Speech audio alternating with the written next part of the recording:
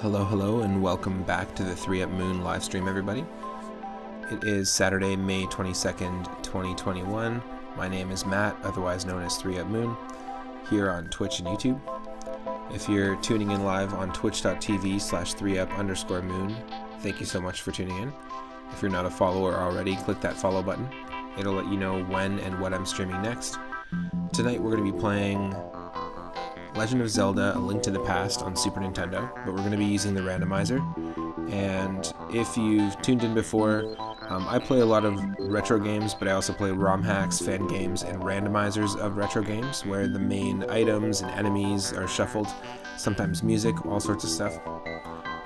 And this is our 6th run on the channel of Link to the Past randomizer, where all the item locations, the chests, the enemies, the enemy damage, the boss health, the playable character, the color palettes, all that stuff's going to be shuffled around. So each time you play is completely unique, and if you are watching on YouTube right now, you can actually go and watch every single part to the first 5 runs that we did of Link to the Past on the 3Up Moon YouTube channel. Consider clicking that subscribe button, because every single one of my streams is uploaded there in full. I stream every single day from 1 p.m. Pacific onward. Usually you can catch me doing like 2 to 3 streams a day. And yeah, I'm excited to dive into a new run. I'm not trying to race myself or time myself or try to beat a personal best or anything like that. Of the 5 runs we've already done, we were able to complete 3 of them, and 2 of them we were not able to complete. So yeah, we'll dive in. The purposes of playing this game, one, I really love it, and it's a really fun way to revisit it. But also, I want to get good at it, and I want to practice and really drill the item locations into my memory, so that in the future I can maybe do like a race or a multi-streamer sort of Zelda Link to the Past randomizer race challenge. I've got plans for a lot of different multi-streamer sort of challenges on the channel, just so I can collaborate with other streamers, and I think it'd be pretty fun.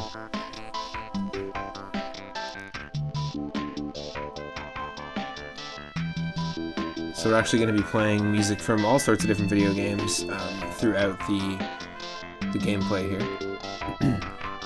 But stick around. Legend of Zelda: Link to the Past randomizer, our 6th run, coming up next. Our goal: get 7 crystals and defeat Ganon, just like the OG Legend of Zelda: Link to the Past.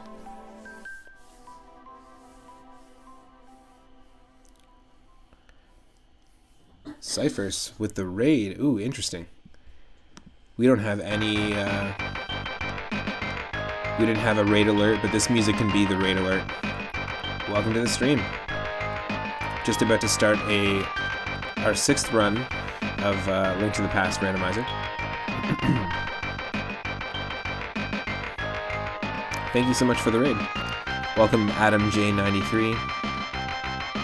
Welcome Newton Pizza.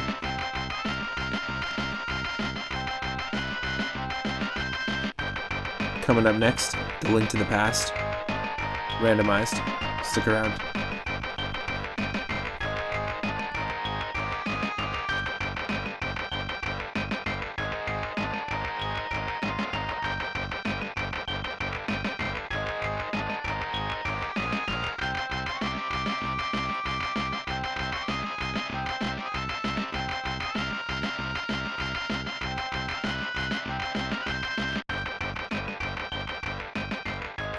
Now, I'm not sure why the raid alert didn't work for some reason, but hello everyone. You should be able to see me and hear me. Get rid of the moon there. Welcome to the stream. For those that are new to the channel, my name is Matt, also known as 3Up Moon. I stream every single day from 1 p.m. Pacific onward. I love playing retro games, RPGs, and ROM hacks and fan games, but also I love playing randomizers. It's something I've been watching a lot of other people do for a long time.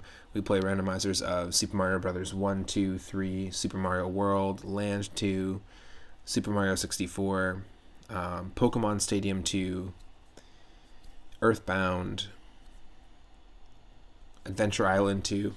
Yeah, we've done a ton on the channel, and I've really enjoyed it. It's super fun. It's kind of like a way to infuse the fun of like a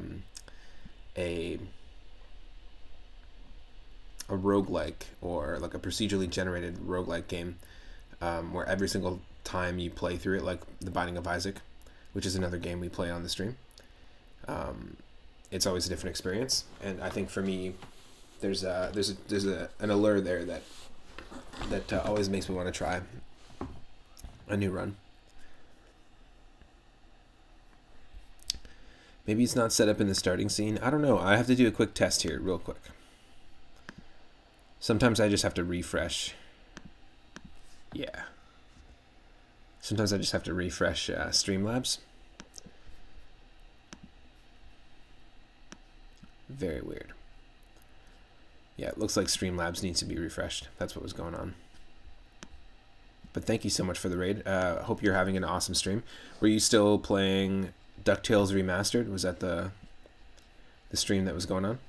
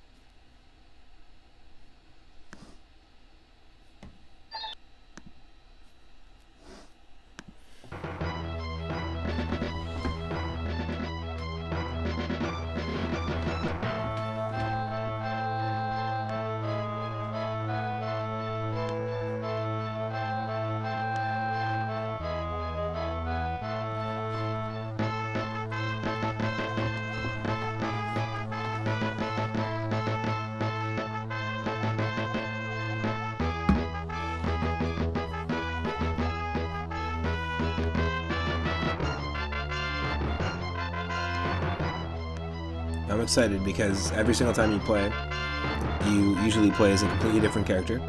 I played this this game as Homer Simpson.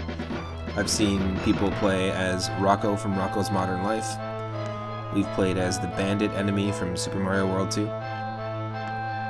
Welcome to the stream, Aaron555. Yeah, this is one of my favorite Zelda games as well, along with Link's Awakening. Those two stand out as two of my favorites. You played DuckTales Remastered, or you beat it, nice. And then finally ended up playing around on a Kaizo ROM hack and a little bit of Celeste, nice. So some pretty serious platforming. Very cool.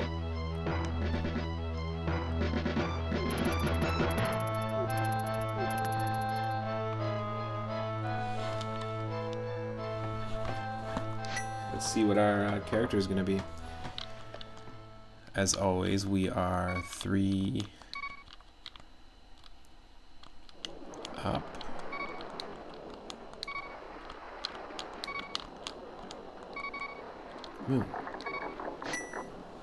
Aha, Wolf Link, okay. So we are playing as Wolf Link, or what looks like a fox. All the chest items are going to be randomized as well. You're exhausted. Yeah, that I can imagine. You just mentally exhausting those games can be. I said that like Yoda. Mentally exhausting those games could be.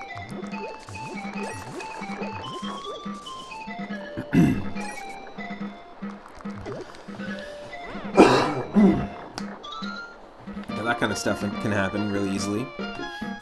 Because we do have the Randomizer going on, so we've got randomized enemies. The enemies that you can find underneath a bush or underneath a pot, like a clay pot, can be random, and the amount of damage they can do to you is random. So obviously that was a 3 damage enemy. We didn't even see it. Let's start over. I also set it up so that we start with a sword no matter what, so it's assured that we have a sword. Now the way that open mode works is we don't have to go and follow the story. We don't have to go and save Zelda first in the basement of Hyrule Castle. we do have an option to do so.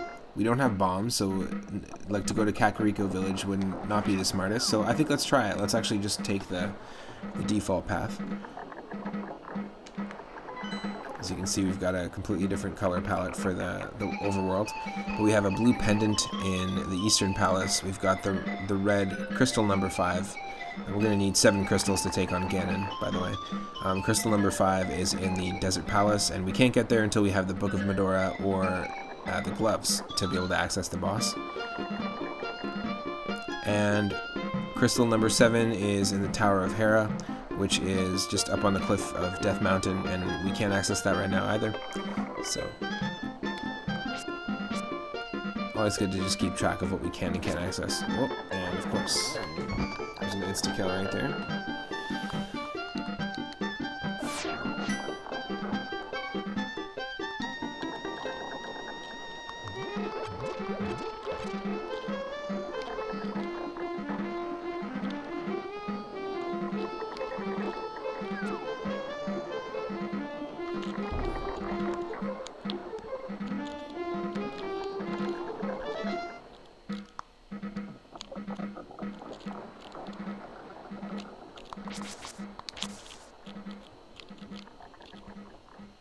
Yeah, let's definitely take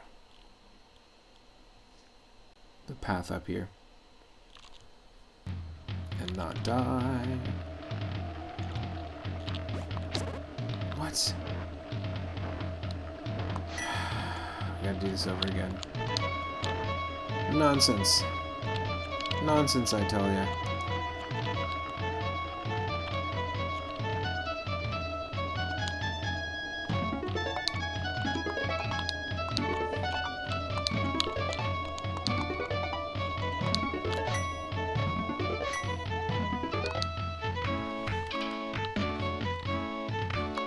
Good thing we just started here.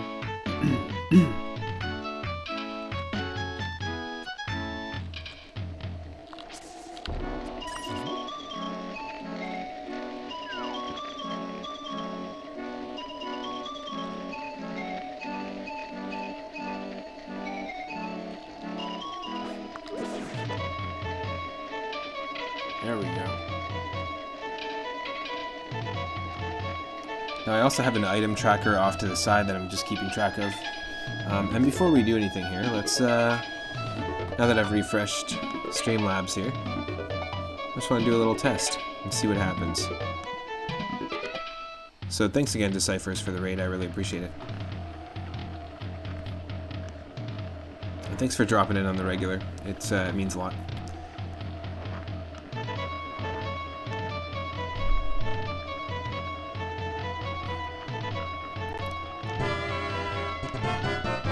There we go, look. We're reading with a party of 1988. That's a lot of people. That's the alert that was supposed to work. So they work now. Thanks again.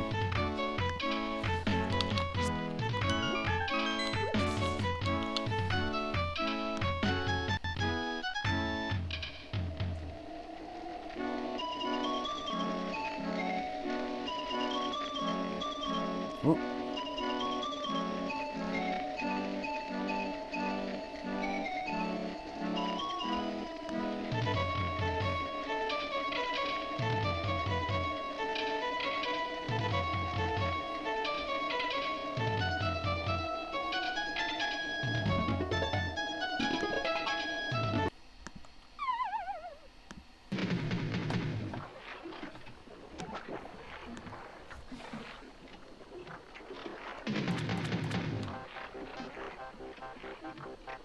Quite an appropriate song. So we're just playing different music. I decided to mute the Link to the Past music and put some different music in just to change the atmosphere up. I like it.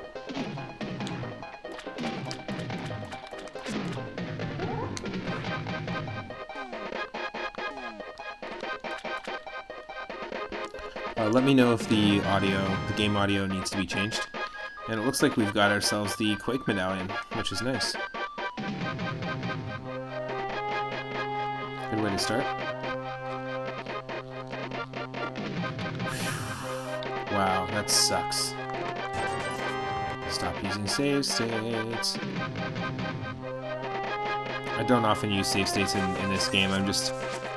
We're just coming off of playing some Super Mario recently.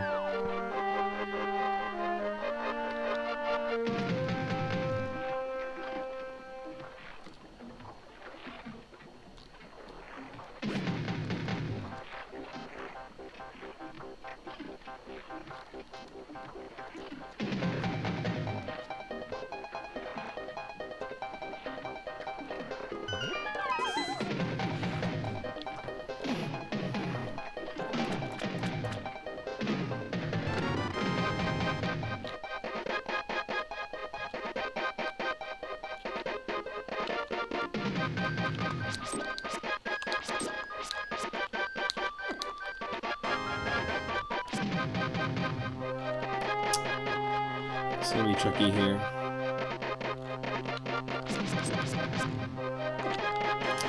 Come on.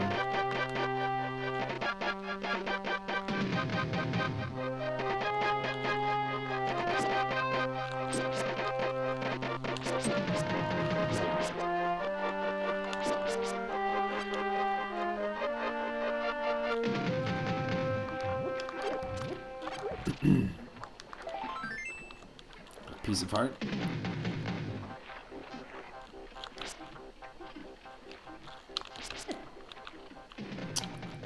God damn it. God damn it.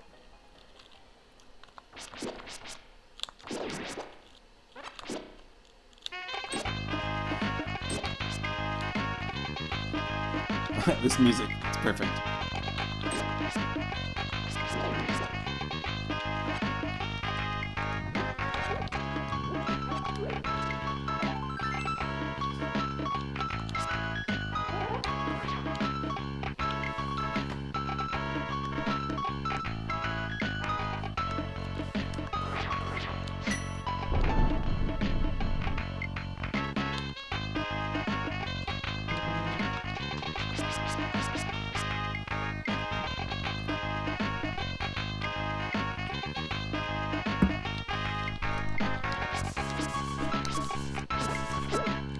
No. That's super not cool. I'm getting really duped by these. I'm getting duped by these bushes here. Don't want to mess with the bushes too much. Now there's going to be tree pull locations across Hyrule, and it looks like we're going to be getting hearts from them most of the time. Nice.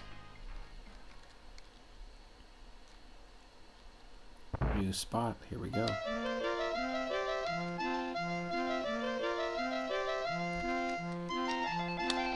Hyrule Harmony is the name of this one. No, I'm kidding. That's what this would be called if it was a Donkey Kong level. If it was a Donkey Kong level. Watch out.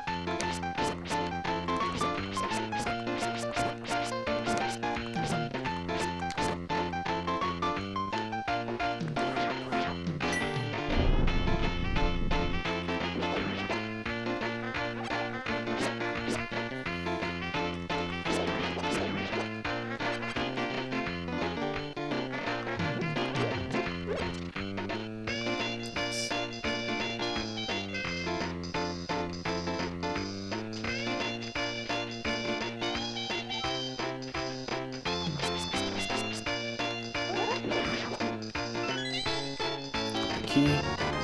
Got the red cane. It's not terrible.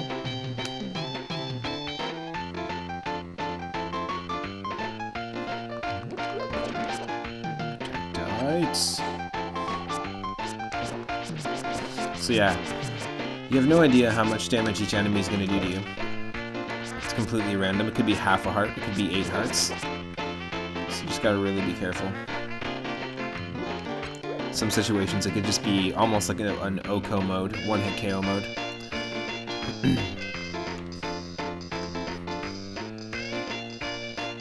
Okay, that looks not too bad.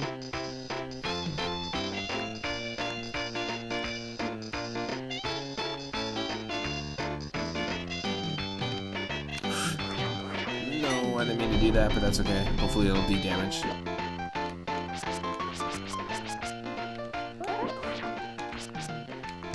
Yeah, of course.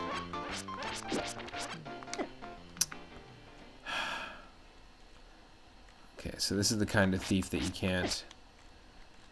Nope. I need a bomb. You son of a... Super not cool.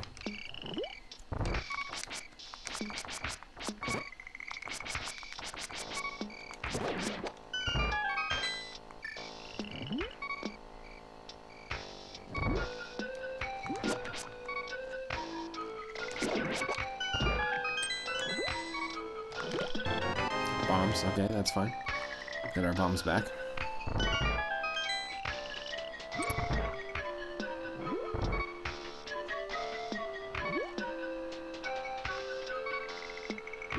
So we're basically playing as like a fox Link, but we kind of look like Robin Hood from, what do you call it, without a hat, from the Disney Robin Hood, to be honest.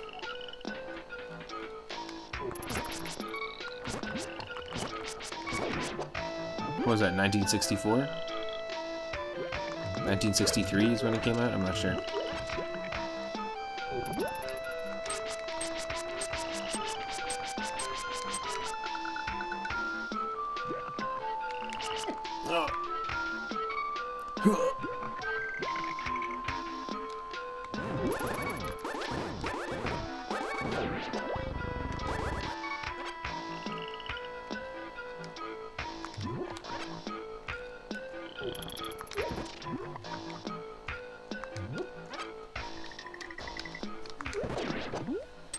There we go.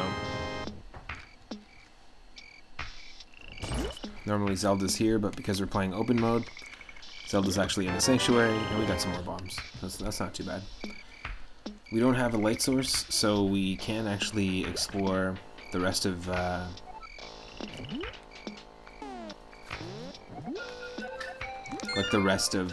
this escape sequence, which is going to be in the dark. So we're just going to go back. We'll just respawn.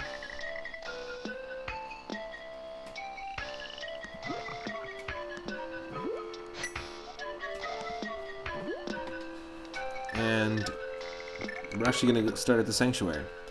We've already checked the chest in Link's house. We've got red rupees in both the sanctuary and Link's house.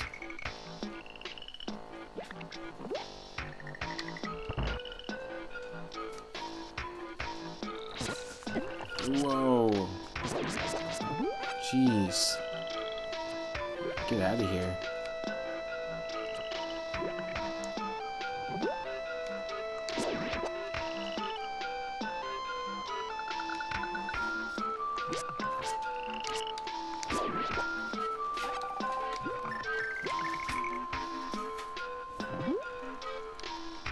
So because we have bombs, we can actually do the Kakariko checks.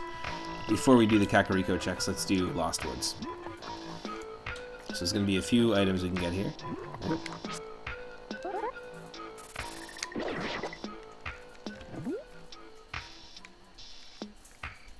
This will be pull item. Oh, nice. And it's bombs. A ton of them. So we're going to be able to get bombs and hearts from our tree pull items in this seed.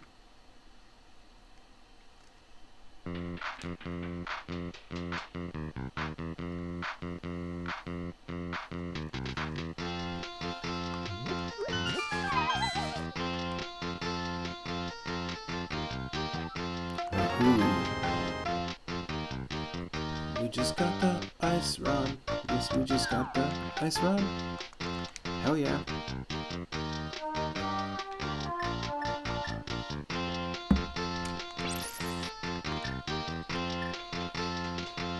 Early ice rod is pretty cool. We just got the ice rod. There's another item over here. Oh, lots of red rupees. That's fine. It's 20 rupees, it's still pretty good. Yeah, we just started. We've barely checked any of the checks so far.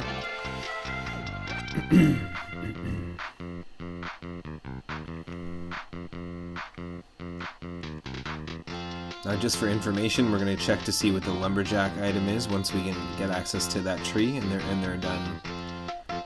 Once you beat Ganon, then they'll be done cutting the tree. Ooh, and that's going to give us our bow. It's pretty important. So we might want to consider taking on Ganon as soon as we can. As soon as we get an opportunity to. Which is, we need the Master Sword to be able to do that. Which we don't have. We just got that standard hero sword, the starting sword. Nothing wrong with that. Whoa.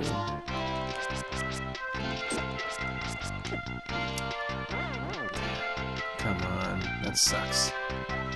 Big time. Big time sucks.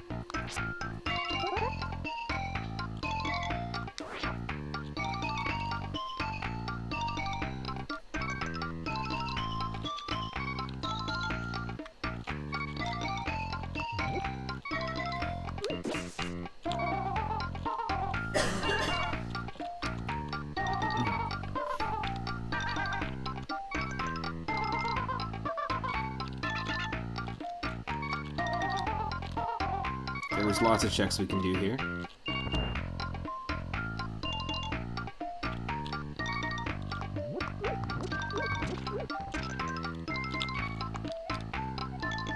Long time no see. You want a Master Sword? Well, good luck with that.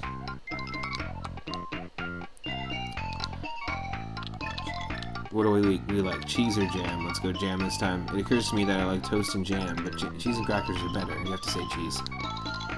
You have to say cheese or else the conversation won't end. Okay. Alright.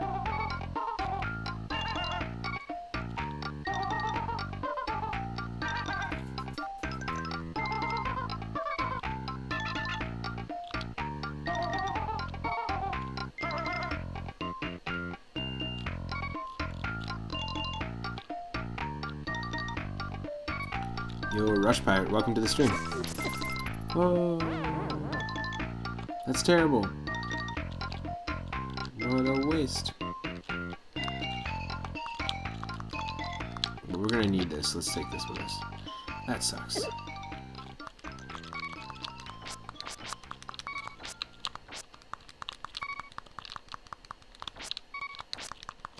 Come on. Yeah, we're definitely not doing well. How goes Zelda or whatever? It goes good. This is our sixth run.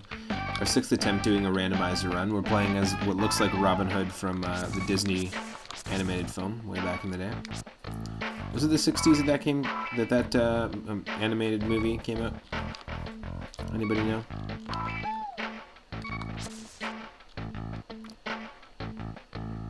It sounds like Regulate by Warren G.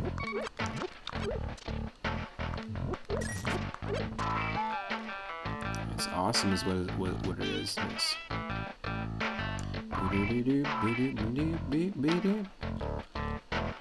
So normally, you know, items are where they are in this, but we've used the randomizer. We shuffle all the items around. We shuffled the color palettes.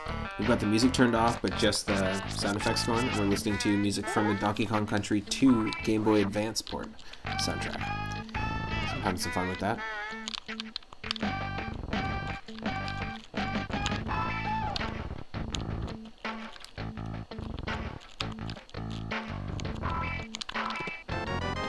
Magic mirror early on, perfect. Got ourselves another piece of heart. The ocarina early, that's absolutely perfect to have here because we'll be able to access that and learn fly basically.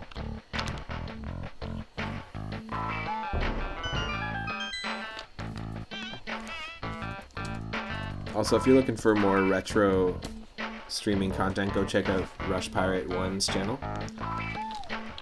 Okay, let's go with this. Let's see what we can find.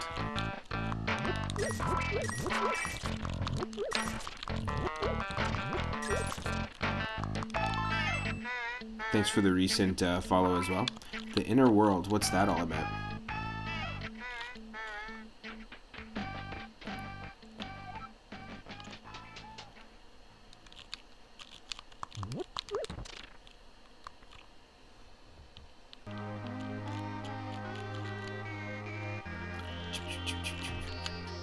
Oh, look what we can do now. Got the ocarina. It's a point and click. Oh yes, that's the one that I think I was watching you play it briefly. It was like a modern point and click game that's like inspired by like Monkey Island and Full Throttle.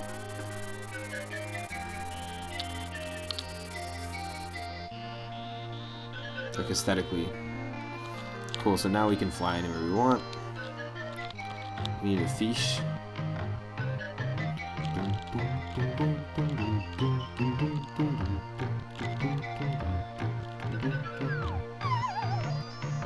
Here we go.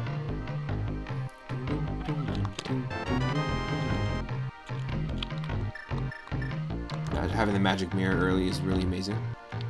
Got that hook shot. Super early. Loaded up fully on arrows. And 300 rupees, that's perfect.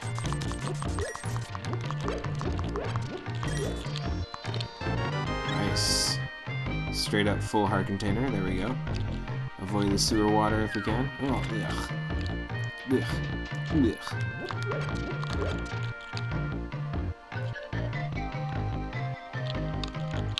Also want to shout out Cyphers if you're not following Cyphers already.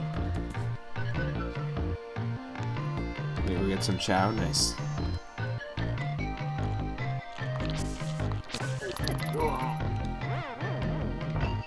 I just got chomped.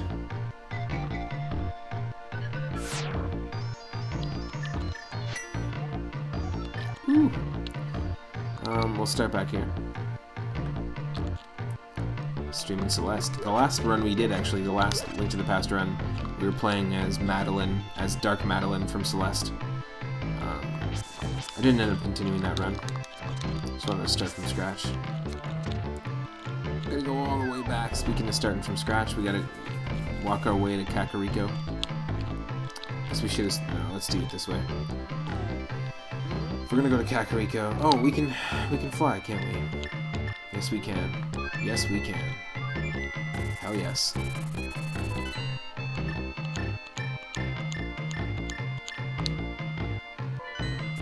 I will take it. Let's buy a bottle. Instead it's bombs. That's fine. Holy shit. Get out of here.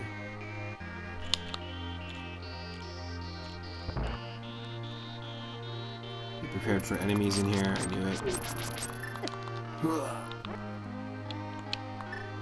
That sucks.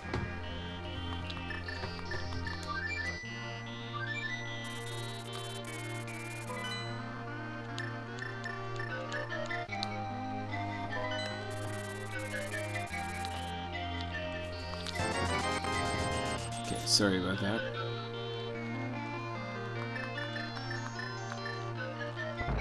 Do have the Quake medallion here. Let's go. Sorry about your house.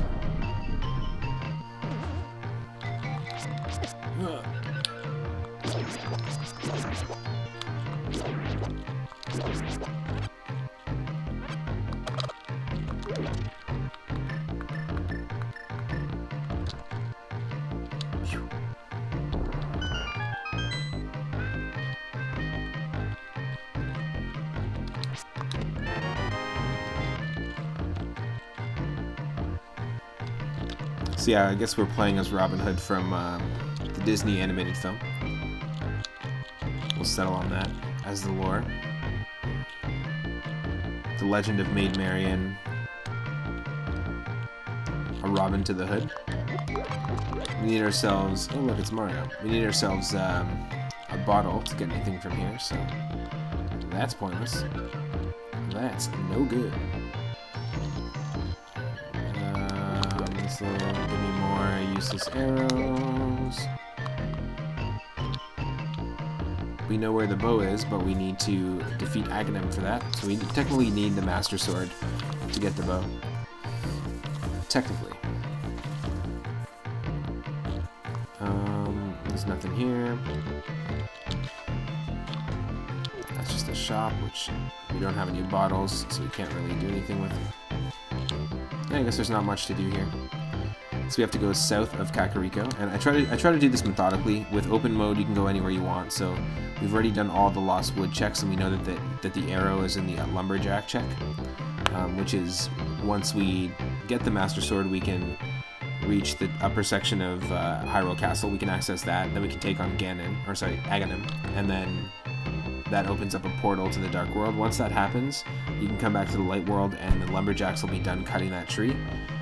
If we have the Pegasus boots, then we can like dive into that tree and then get the item we need.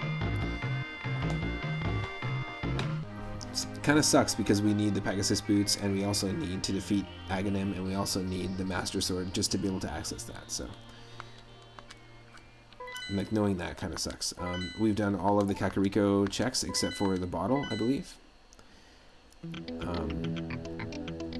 So yeah, we just have to go south of Kakariko. There's going to be a few things over here. This music is sounding like it's getting more epic as we go along.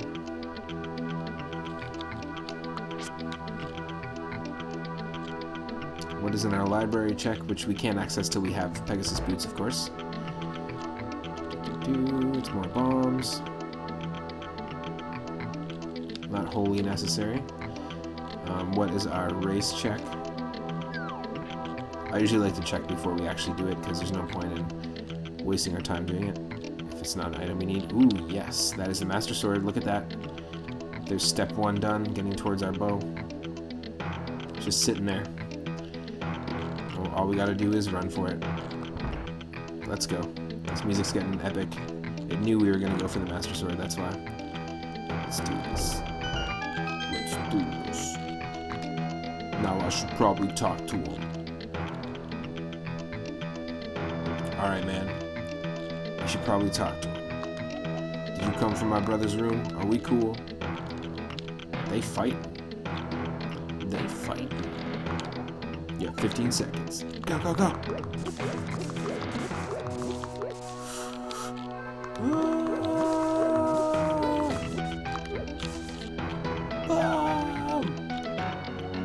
Your time was 11 seconds. Nice. You can have this trash. Hell yes. That also means when we're fully charged with hearts, we've got Sword Beam. Boom. Things are looking up, Millhouse. Everything's coming up, Robin Hood.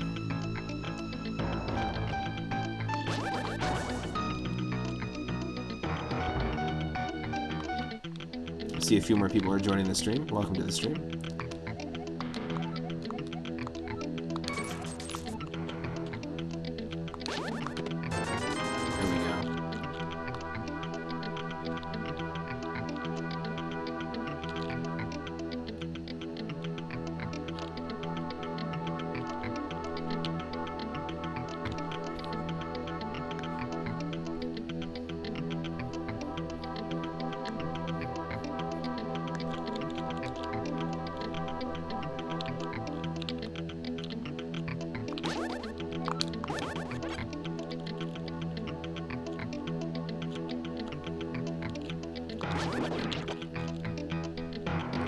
The next thing we can do is actually head south of Link's house, which is right here.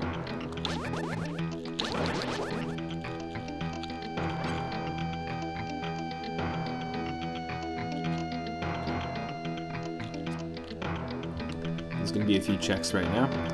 I believe this is just going to open up...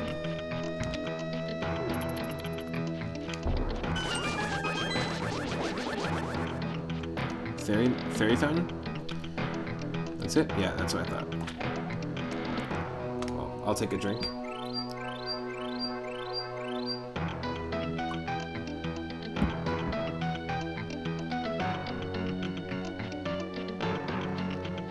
Grab the fish. I think the first thing we do is head this over to Kakariko Village.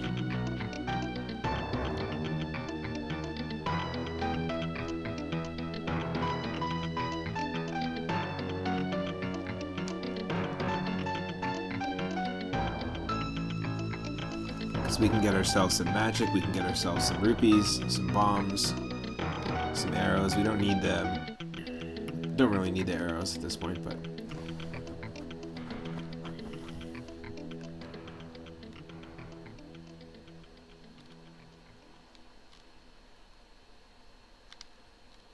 on the road back to Kakariko.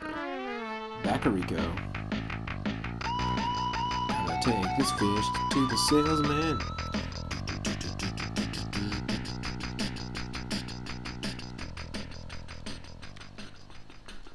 Hell yeah.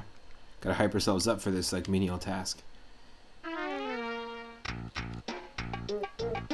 Got to get the fish over to the guy over here. Huh. Won't a fishy walk this all the way here? Thank you. We got ourselves bombs, we got ourselves some rupees, we got ourselves some magic, we got ourselves some arrows.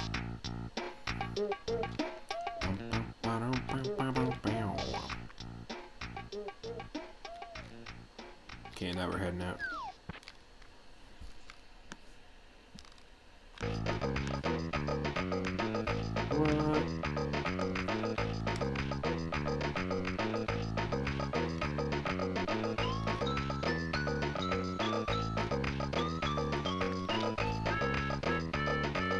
What? Hold on a second here.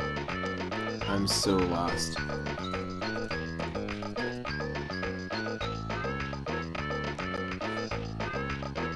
Just 1 second.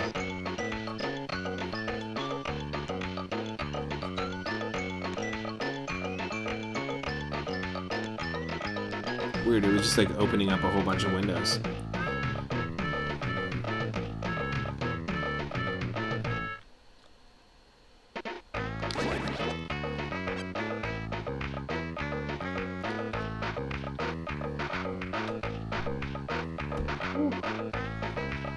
It's quite the mosquito. Quite the mosquito indeed.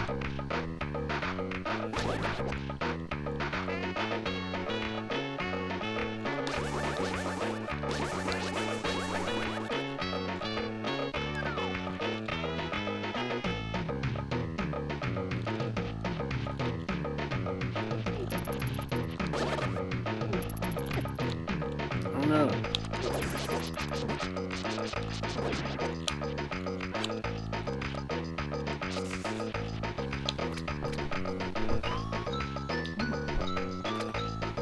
That's crazy.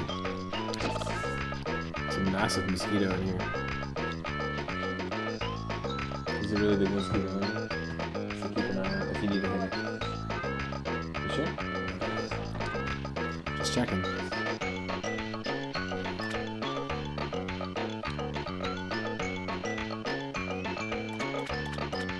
Cool, here we go.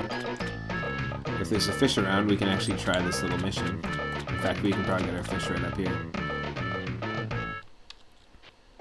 Oh, come on.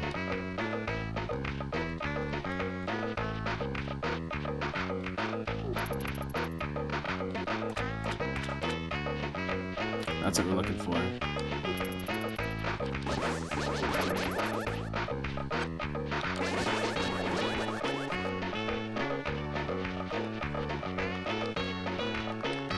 There we go. So if we throw this fish into water, it's going to throw an item back at us. And it's different for every single seed that you play. So let's see.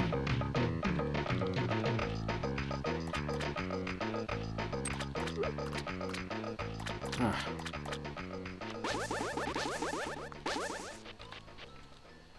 Holy shit, we just released that fireball.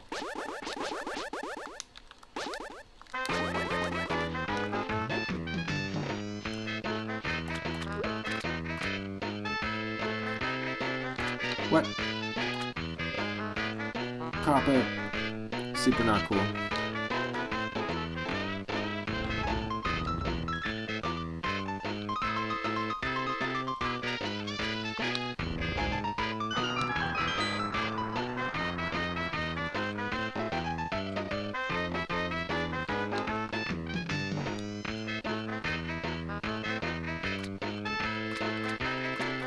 Arrows, which is pointless.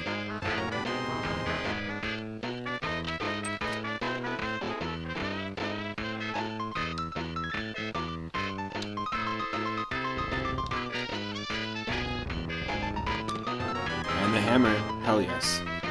That's awesome, actually. So having the hammer and hammer means we can access a ton of stuff in the Dark World.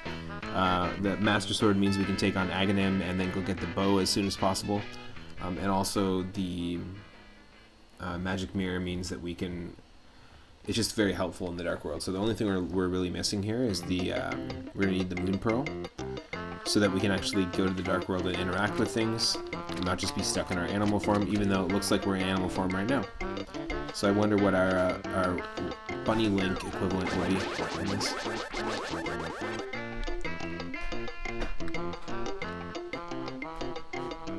I'm curious.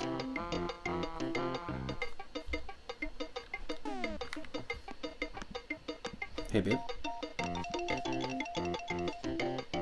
Just 1 second here.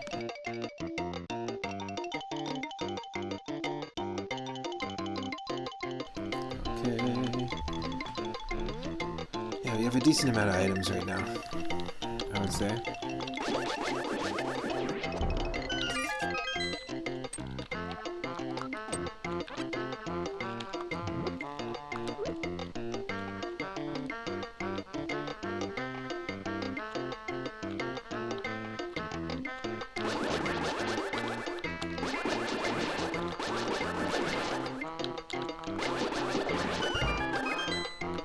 Nice.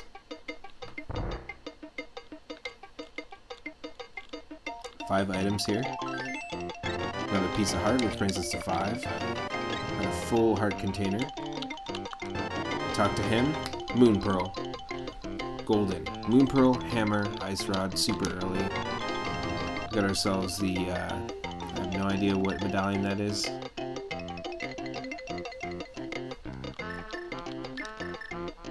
Or is that ether and that's Quake? I don't even know. I always get confused.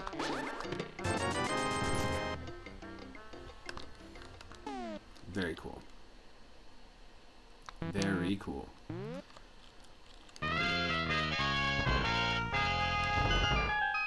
Hey, something good happened. What are you talking about?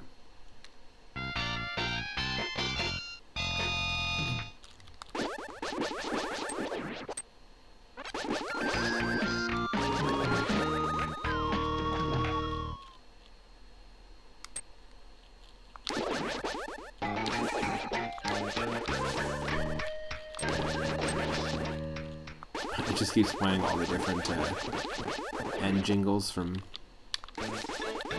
Donkey Kong Country 2. That's fine.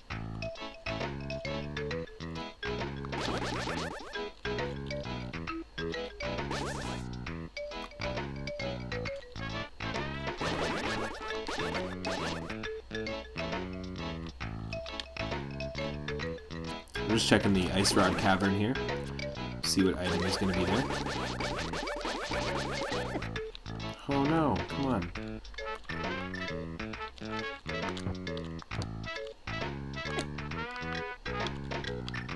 The real crab hammer right here. Nope.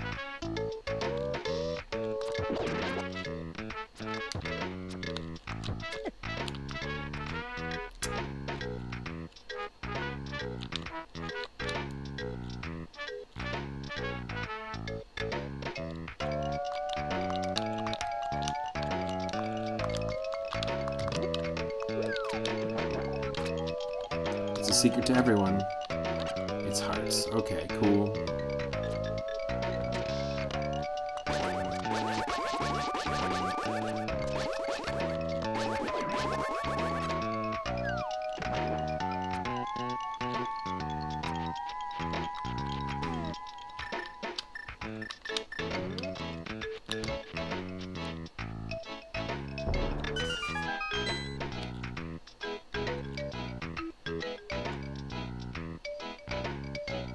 Yep.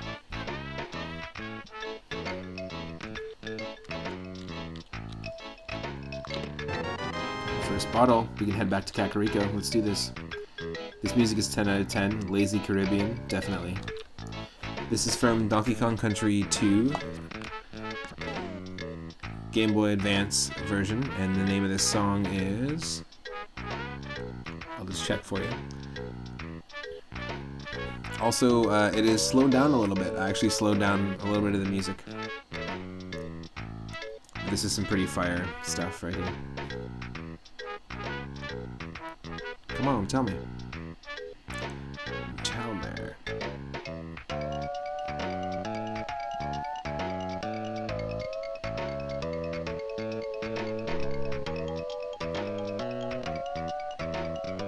This is actually just additional music that it's a remix that's only in the Donkey Kong Country 2 Game Boy Advance version. And in the intro, when they tell this story, if you watch the opening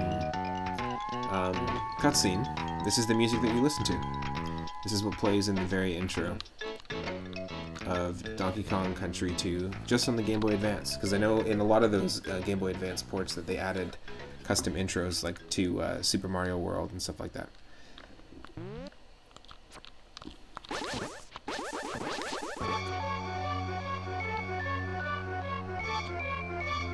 Hell yes.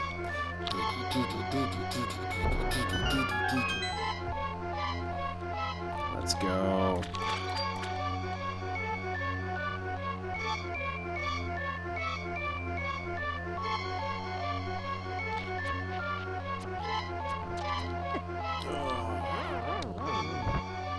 We got doofed.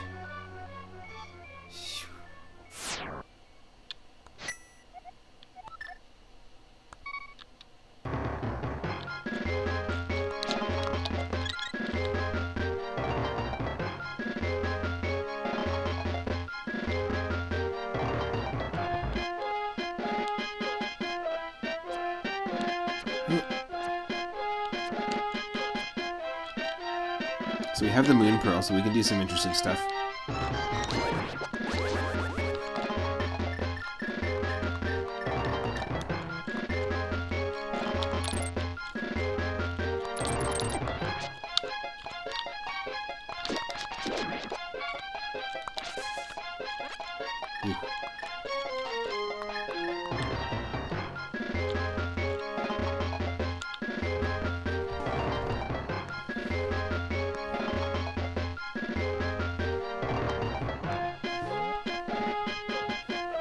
Since we have the bottle, we can do the very last check in Kakariko Village.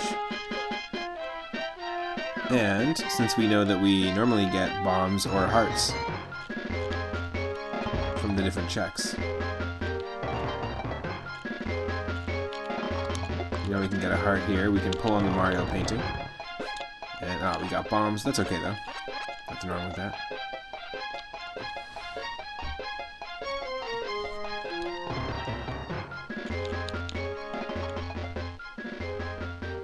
Welcome to the stream, Food 420 as well. Hope you're having a good Saturday so far. What? Bottle Kid, that's where we're going.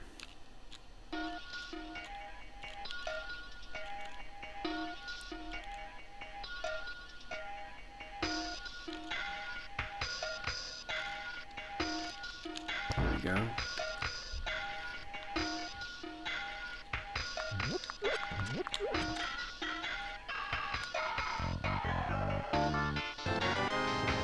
More bombs.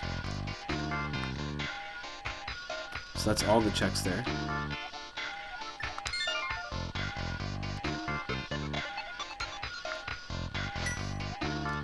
Let's start at 3F's house again.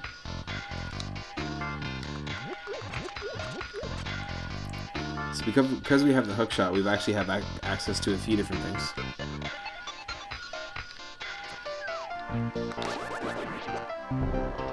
I think we've actually accessed this entire area, because we don't have the gloves, so we can't portal to the Dark World yet. At least not that way. We still don't have a light source, so we can't take on the back part of Escape.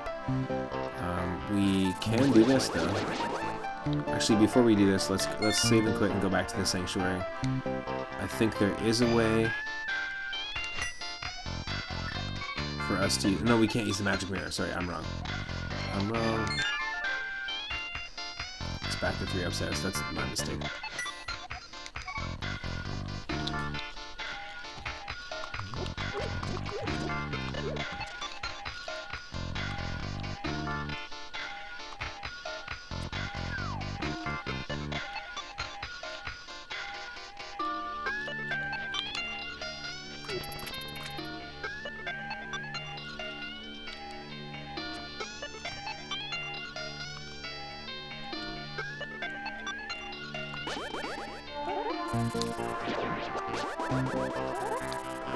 Crow Bridge, gotta get past these guys.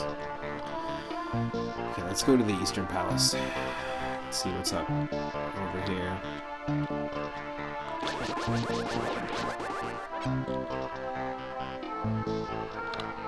Whoa, not today.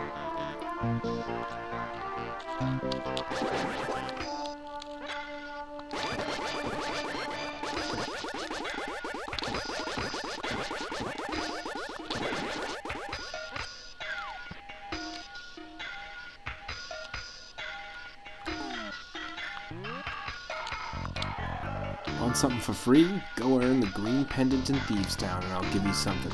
Okay. Something.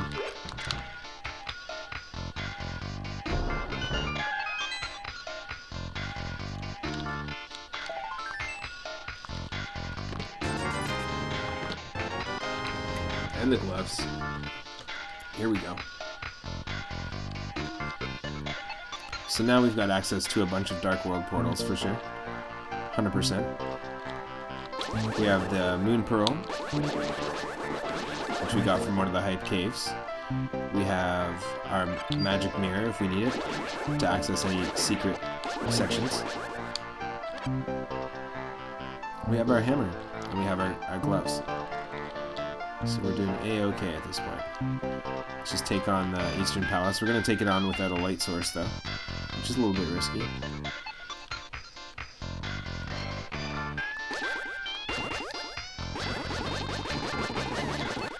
Our goal is still to get 7 crystals and then defeat Ganon that way. So it's still the same goal as in Link to the Past. So nothing crazy there.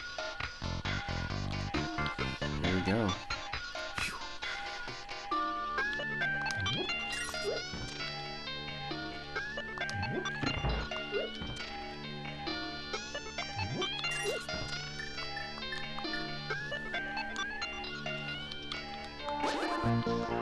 Here we go.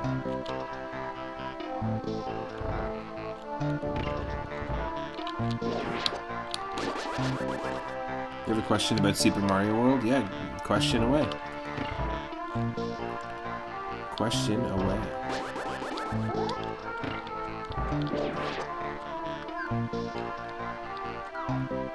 Wow, Stealthos. More like Stealthnos.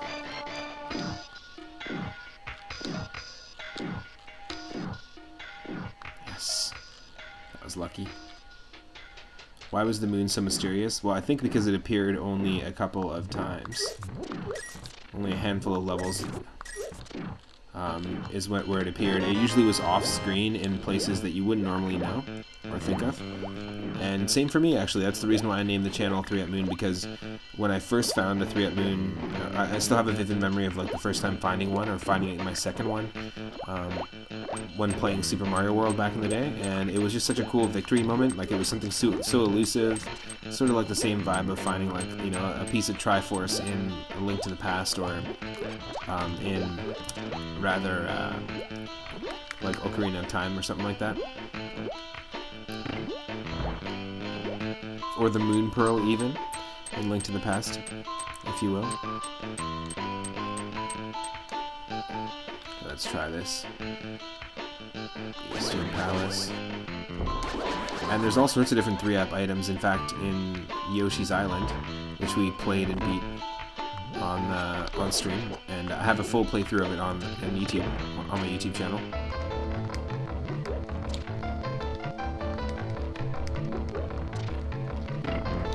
In Yoshi's Island, there's a bonus game where there's like a 3-up Yoshi egg. In the Donkey Kong Country games, we've been playing Donkey Kong Country 1 and 2 on stream.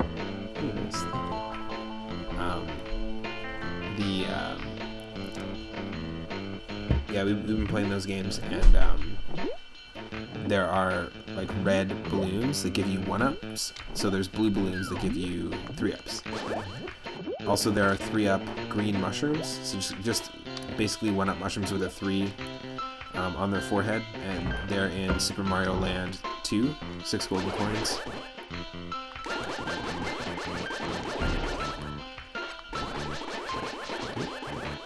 You can't explain it. The moon was always... What'd you say? No.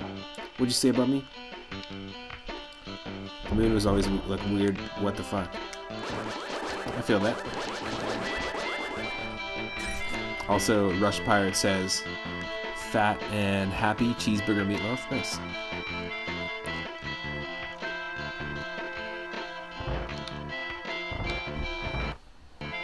So we did that whole section already.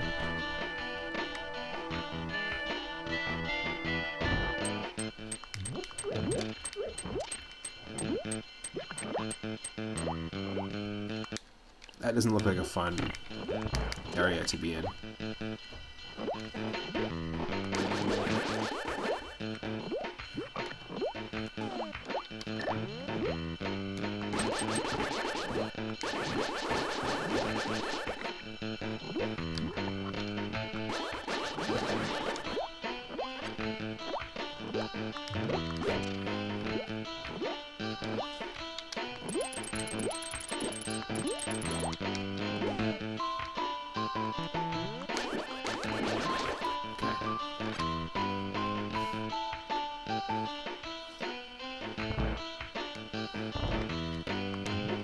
This will always be skeletons. I don't think they randomize the enemies here.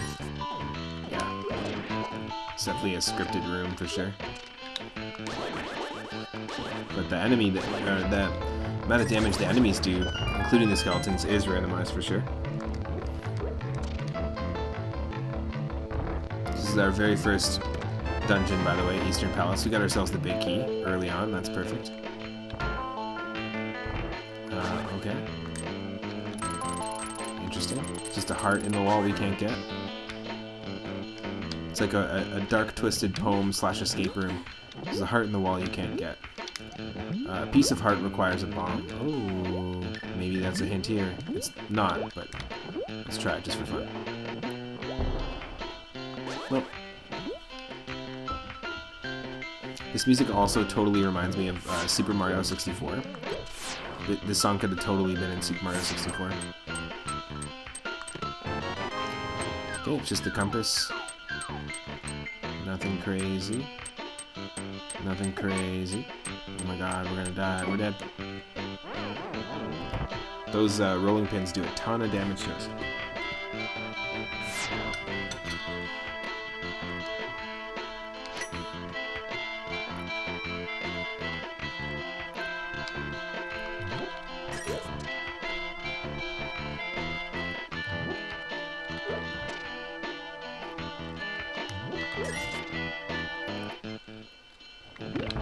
From the top.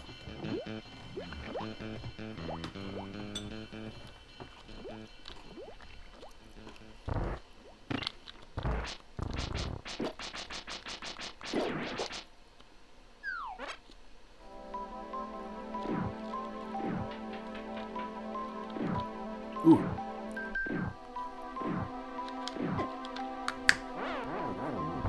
Gosh damn it.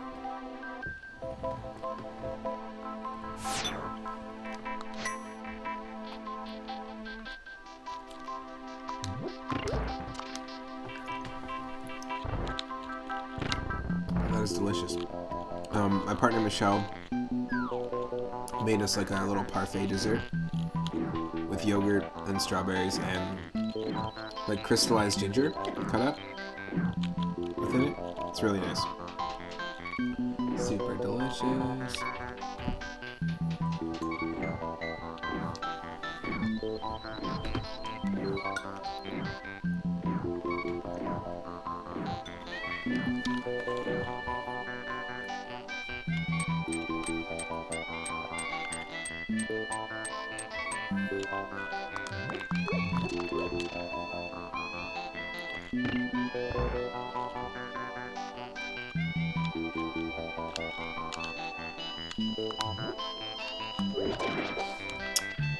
damn it.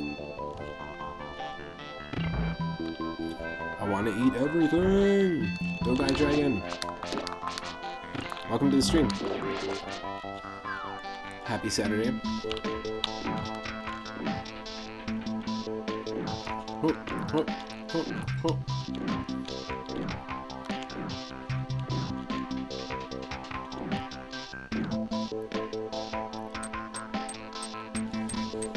Okay, we gotta be careful here. Do that. Do that. Heal up. Heal up and will up. You've been lurking a minute? Nice. Well, thanks for coming in.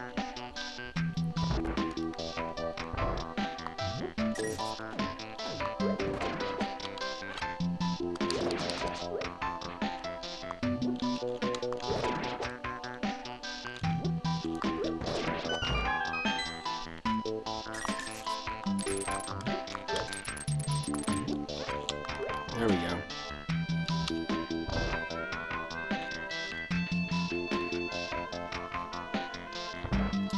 Oh, it's gonna be super dark if we go up that way. I don't know if we're ready for this.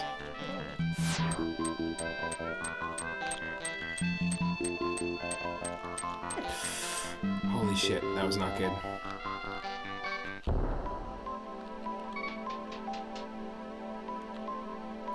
Been drinking and smoking, nice. Might go out for a break myself in just a second. We're gonna die. I think that we're gonna die. But maybe we won't die. Oh, I think that we're gonna die.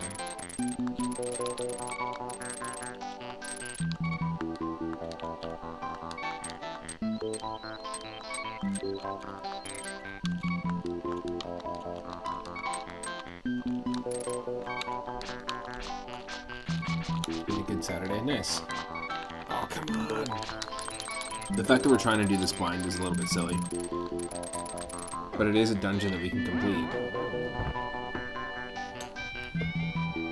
If it didn't kill us.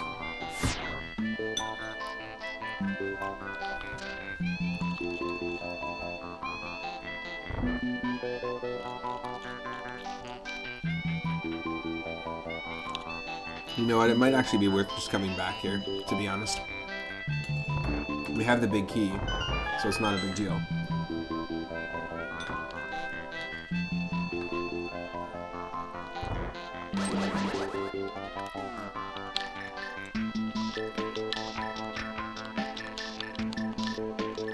Oh, come on. That's what the magic mirror is for. Take you to the beginning of a dungeon.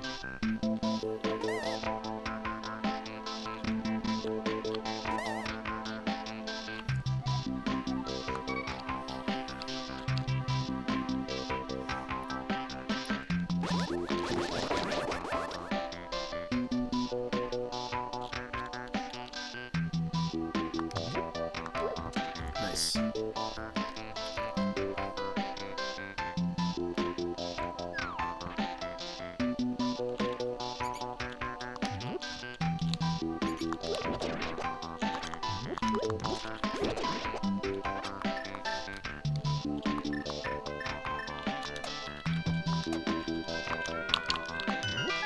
Here, there's a portal to the Dark World. We haven't opened a single portal to the Dark World yet, except for right there.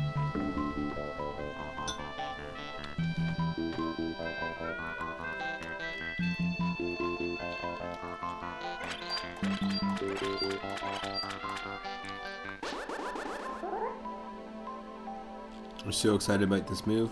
We need to throw stuff away and put stuff in boxes. Nice. It's always an interesting time when you have to pare down items in a move. We could go for it. We have the items, and here's the appropriate Dark World music.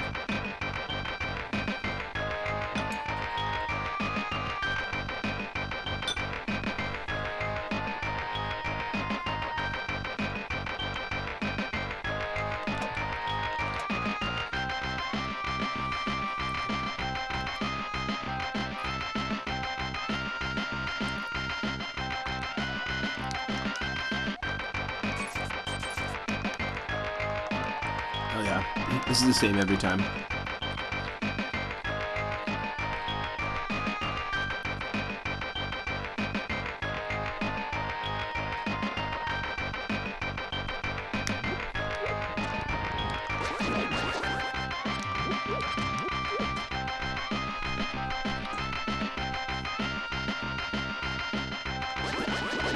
I like that every single time we've played so far, like this is our sixth randomizer run, our entrance point to the Dark World's always different.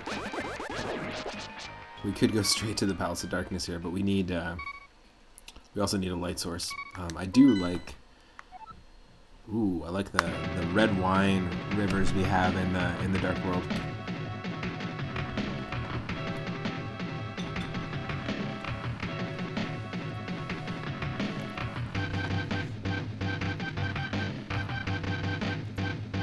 So that's our spread of crystals at the moment.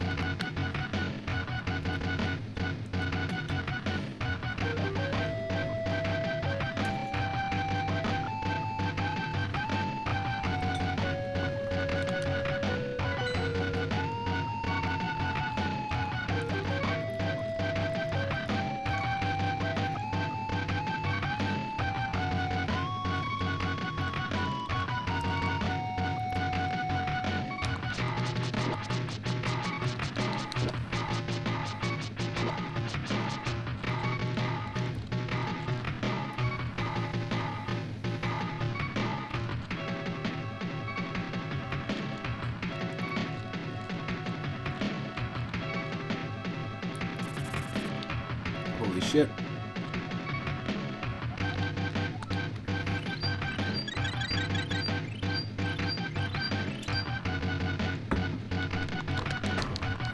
Are we ready for the Dark World? Holy shit. I don't know.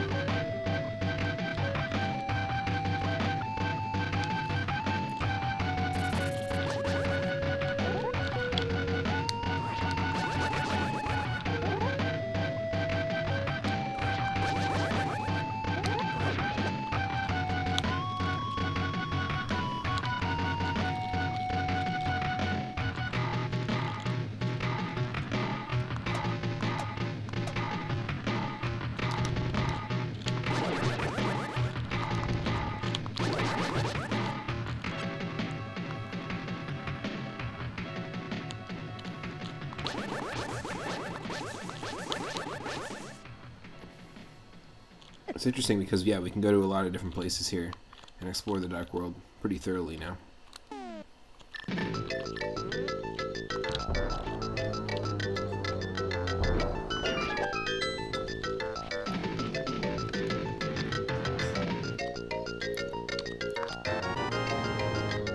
Just red rupees.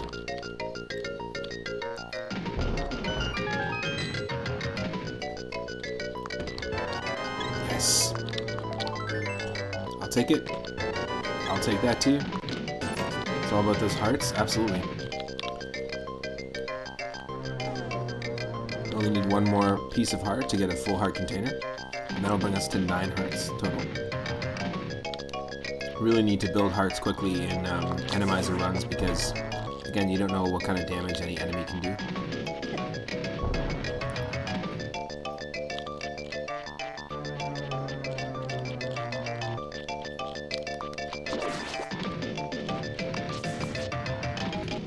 It's just like Phil Collins in the air tonight again.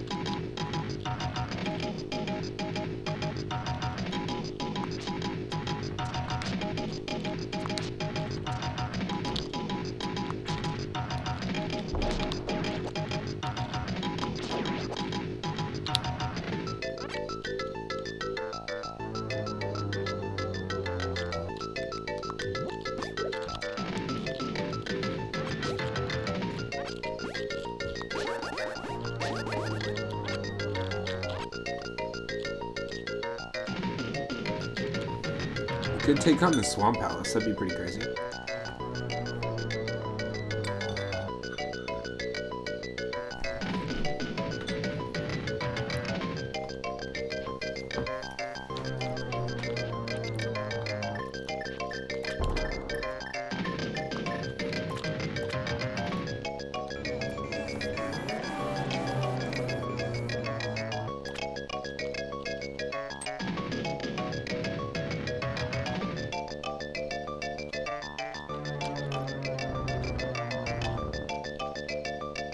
fact we can take this on so early is pretty interesting.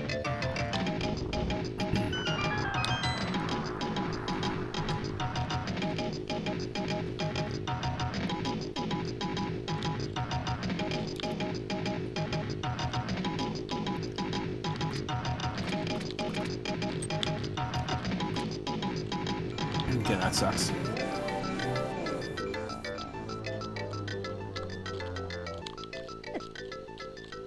Great. What else can we do? Oh, we can't swim yet, though. That's dumb. Of course we can't take this on this early. Of course.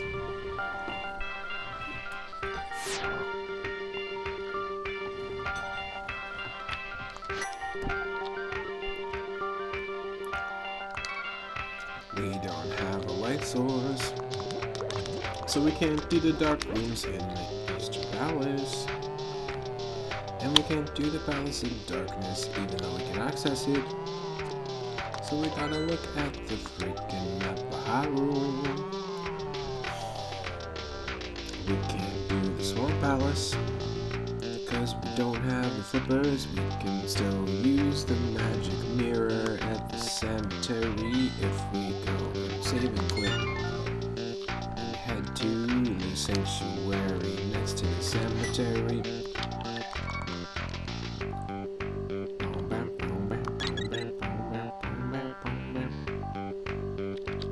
Here we go.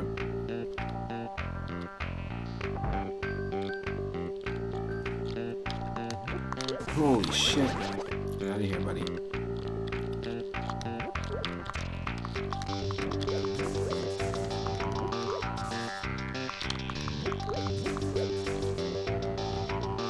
Oh, we have to go to the Dark World first to do this. I always forget.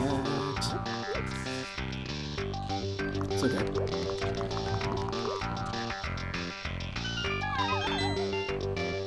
Let's do this section anyways.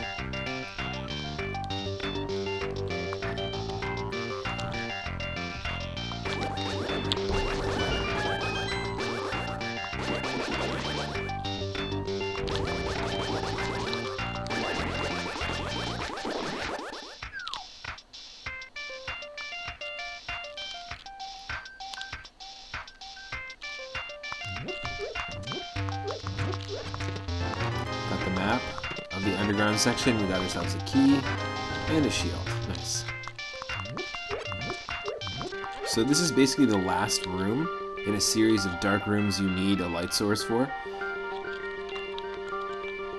that lead us here. And the way to get here is basically to do that. This is basically the last half of the escape sequence. A lot of people call this the backup escape, because in the beginning of the game, in the vanilla game, you have to save Zelda at the very beginning from being captured in a cell in the dungeon in Hyrule Castle, and then you escape through the sewers, through here, eventually to the sanctuary.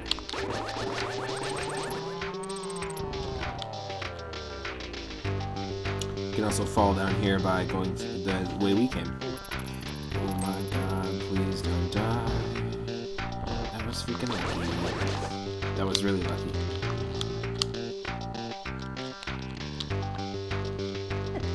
Yep. Holy crap. No.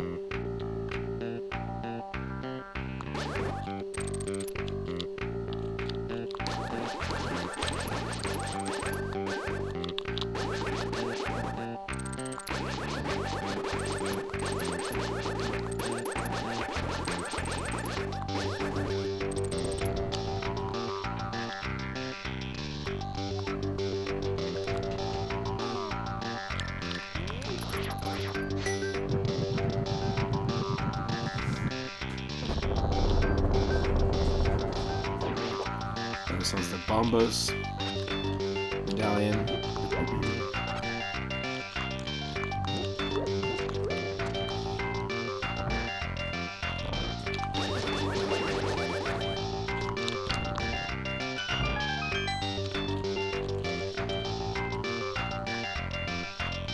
Here we go.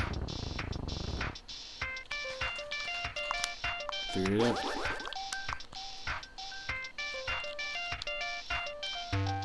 Okay, let's look at the map again, because we need to figure out where we need to go next.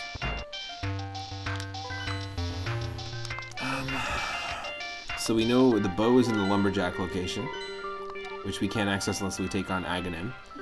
We can go to the witch to buy potions, but at this point we don't have the mushroom.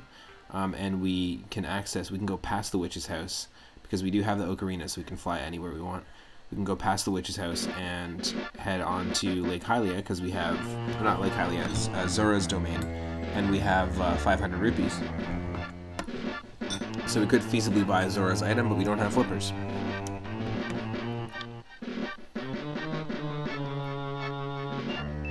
Did the Ice Rod Cavern. We didn't really check out the desert, so let's check out the desert first.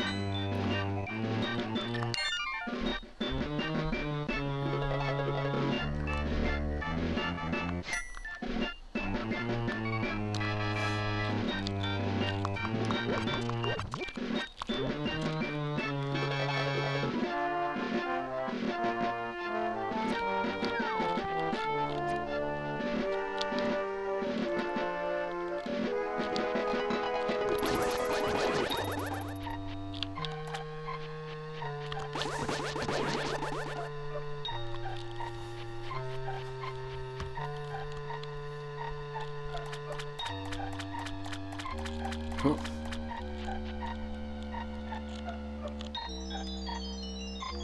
Yeah, we didn't check out the desert yet.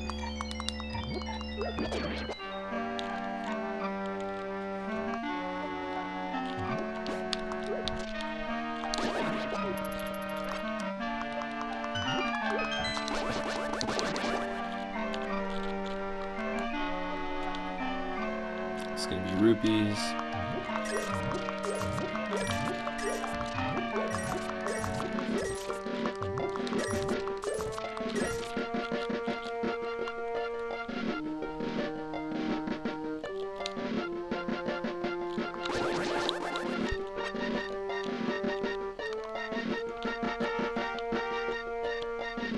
That's what I thought. Fairy fountain.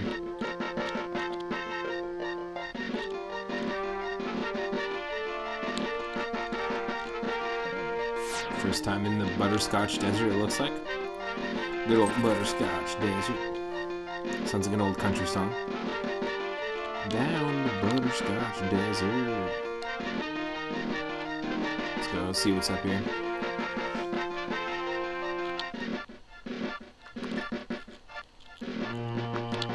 Once I farted in this cave so bad, all the jazz hands guys ran away and hid in the sand. Okay.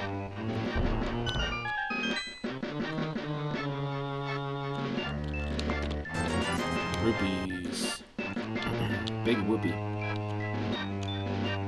We don't have the Book of Medora, but we do have the gloves, so we can access the boss in the Desert Palace, but we can't open the entrance to the Desert Palace without the Book of Medora.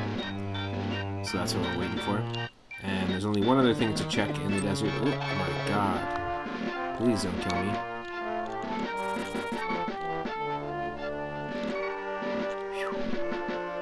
Just want to see what this item is. That's it. Just see it. Okay, it's just 10 arrows. It's pointless.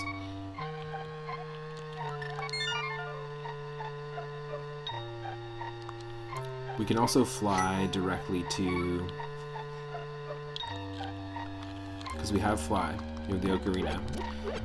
We could fly directly to Death Mountain and take on all the Death Mountain sections, which wouldn't be a bad call.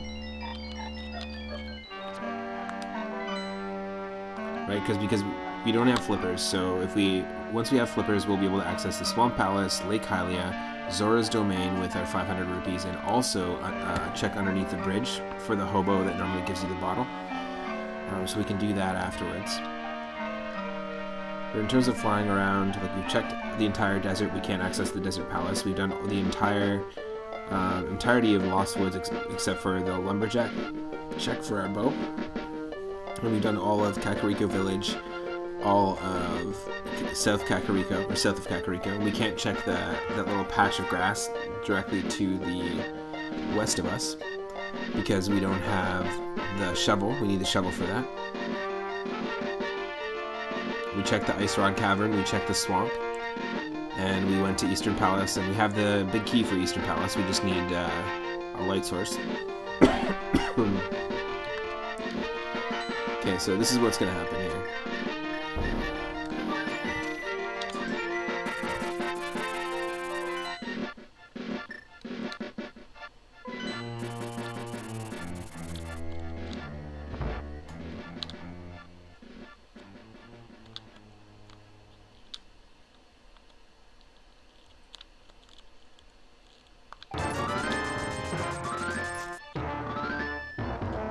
Perfect timing with the music. Nice.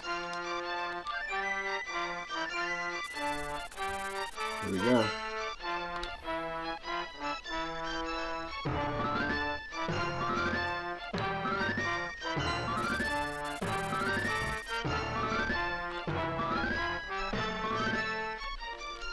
Oh no, we're doing it blind. Again.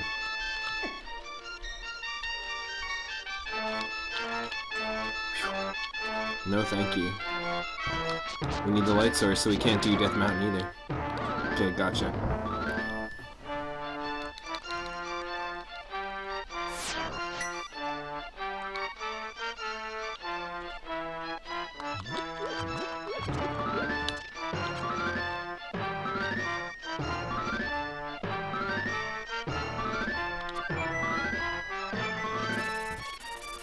Ooh, I could be wrong, but I'm just gonna check one more thing.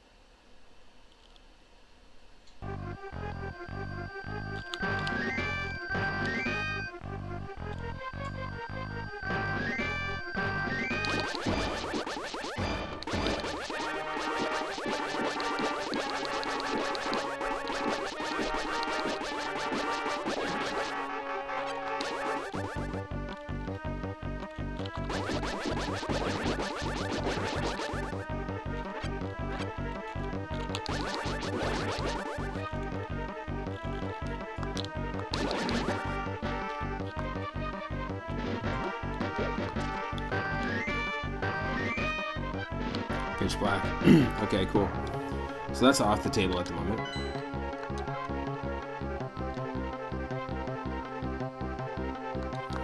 I think we have to go to the Dark World, or you know what? We might have to just take on Ganon. Let's do that right now and get our bow, because we need the bow anyways.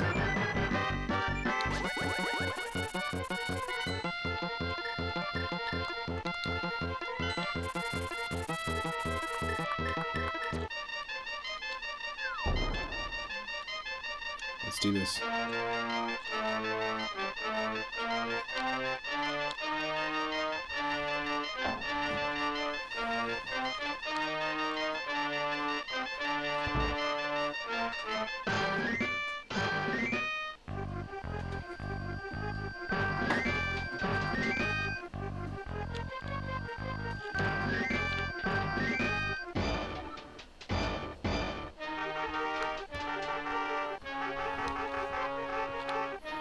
Nope, that's not the direction we want to go.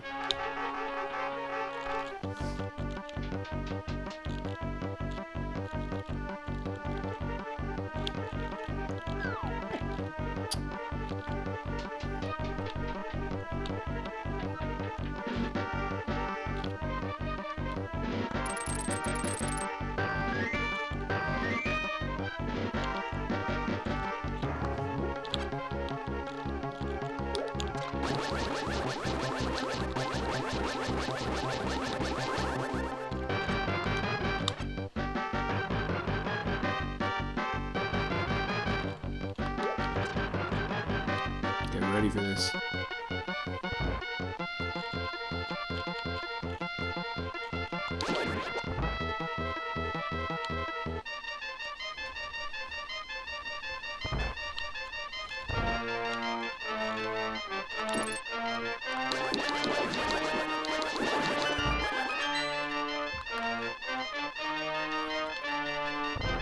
Upper Hyrule Castle it is.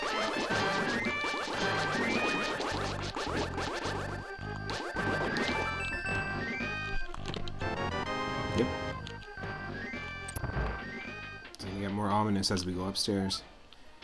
Oh, shoot.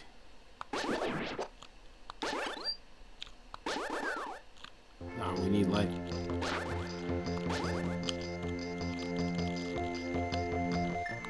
We need light. We still need light. Oh, that sucks.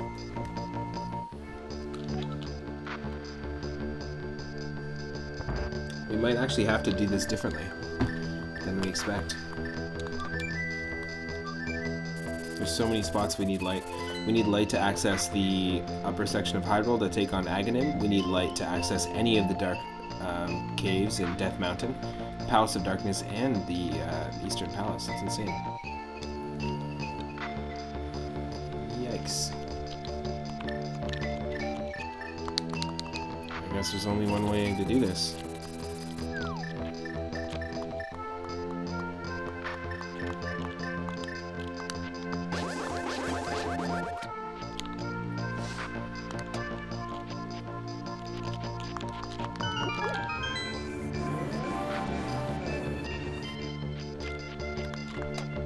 To do everything through the dark world here.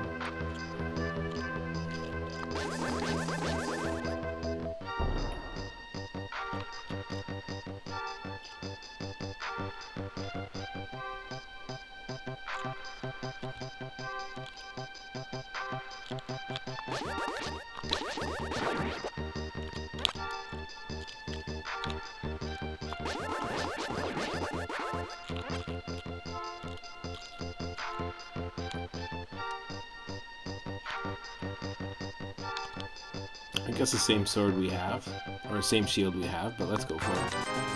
It's the same one. Okay, cool. It's a little bit of a waste of rupees, but that's okay.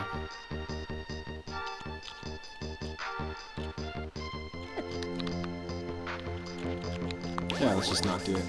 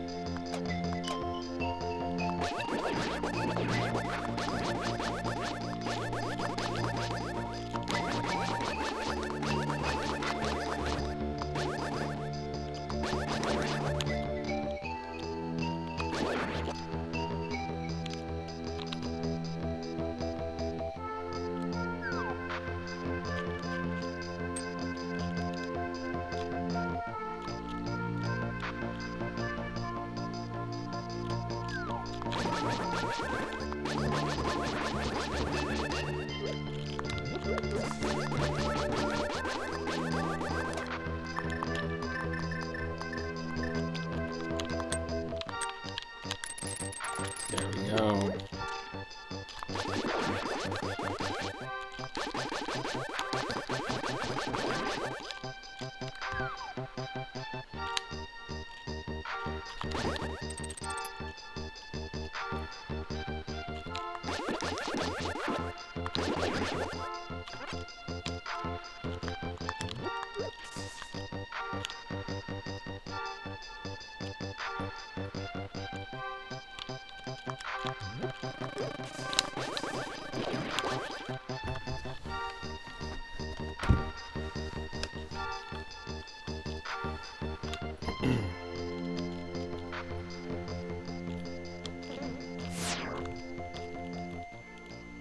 That's crazy.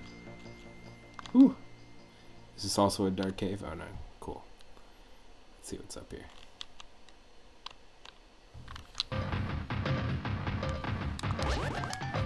For 20 rupees, I'll tell you something. With crystals 5 and 6, you can find a great fairy in the pyramid. Cool. Those are the 2 crystals we need to make the super bomb, or the big bomb, which later we can lead to the pyramid in the dark world, and it'll be a heal close to the final boss, basically, is what we're opening up.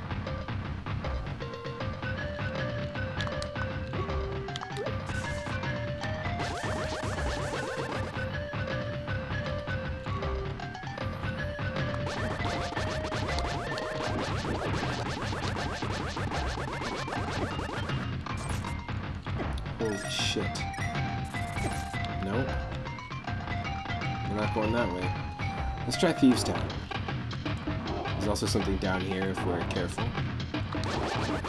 Kill the strawberry kiwi penguin over here.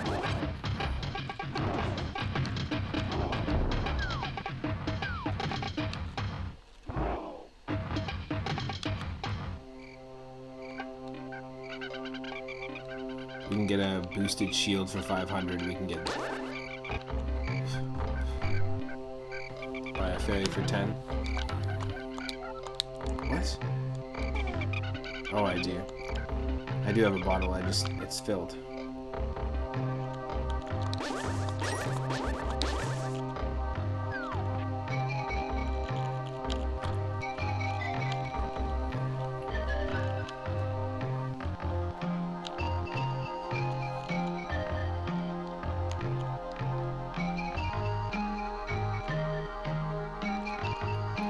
Thieves Town. There's a few checks here as well.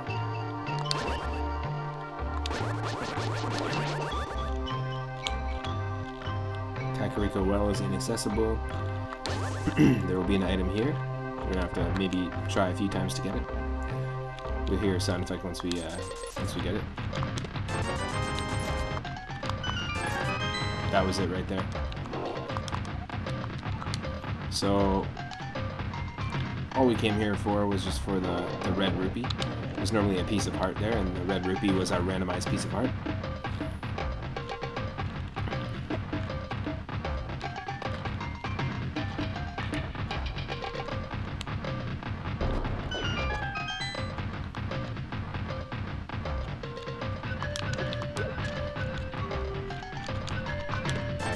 Hell yes.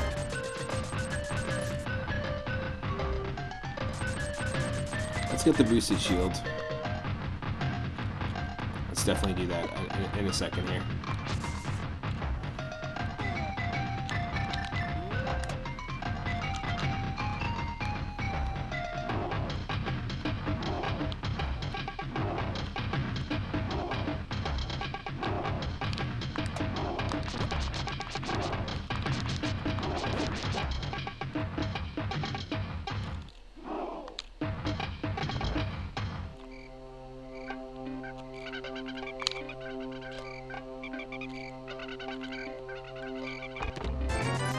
We're getting a lot of red rupee chests.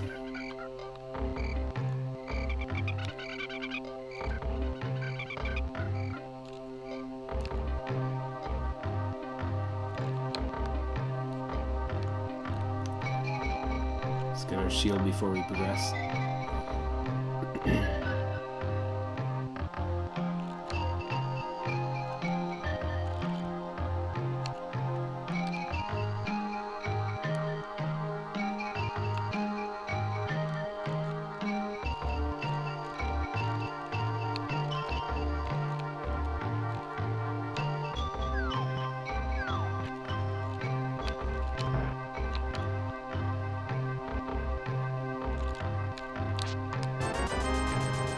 There we go, boosted shield. It's the best shield you can get besides the magic mirror shield, which is pretty good as well. Oop. Let's head back to south of Kakariko here, or south of Thieves Town. We don't have the fire rod, so we can't access really Skull Woods that easily, so it makes sense to... Let's just check this section out and then we'll do the dungeon.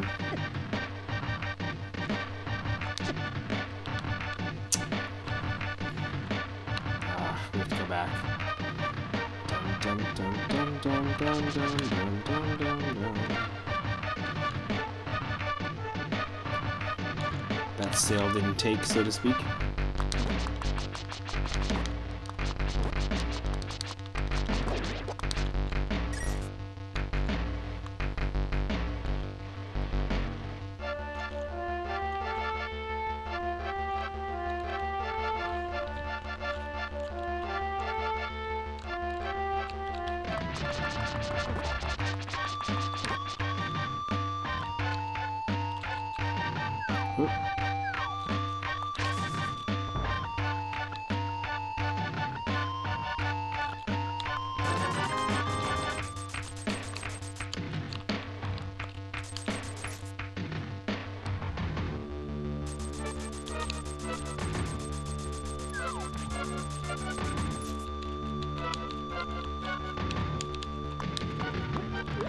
So I'm really excited for tomorrow evening, tomorrow at 6:30 p.m. Pacific.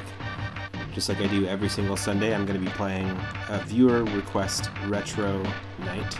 So basically, at any time, if you have 4,200 moonstones, you can actually redeem a channel points reward that will allow you to add a game to the list. We have an ongoing queue, and as the games are added to the list, I will play them. I don't have a timed limit of how long I'm going to play a game. If I like it, I'm going to play it for a while. Earlier, we were playing some Evo Search for Eden, which was a game that I discovered through the retro request redeems. As long as the game is on Game Boy Color, Game Boy Advance, NES, SNES, or Sega Genesis, then I will give it a shot. We've played all sorts of games like Final Fantasy Tactics Advance, Double Dribble on the NES, Super Strike Eagle on the Sega Genesis, which is a flight simulator. So all sorts of different games we played. It's been super fun. One of them that I play regularly on the stream now is going to be Evo, Search for Eden, but also Tactics Ogre, Knights of Lotus, which is sort of a tactical strategy RPG game. It's a really fun one. Oh, we can't go that way. Damn. Well, we can, but you know what I mean. There's going to be an item over here as well. But yeah, I've been really enjoying them. And yeah, every single Sunday at 6:30 p.m. Pacific, you can go check them out. We played... Oh, what did we play last time? Evo Search for Eden, and we played some Wario Land 3. And this Sunday, we're going to be playing Chrysalis, redeemed by Guillotine Watch Party. Chrysalis on the NES. I've never played it before. It's a lot like Zelda in that it's an action-adventure RPG. Yeah, it's on the original NES, and it's supposed to be pretty good. I really like the soundtrack to it. I've listened to the soundtrack before many times. And then we're going to be playing Rock and Roll Racing on the NES, and then we're going to be playing Booger Man on the Super Nintendo. We have a ton of games in the list right now, and I'm really stoked. So you can add any game you like. We've also had some people add games that they've made, like homebrew games on the NES.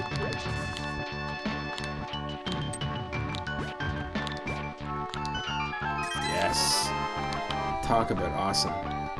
Okay, all the stuff that we just couldn't do there, we now can do. Because we got ourselves that item.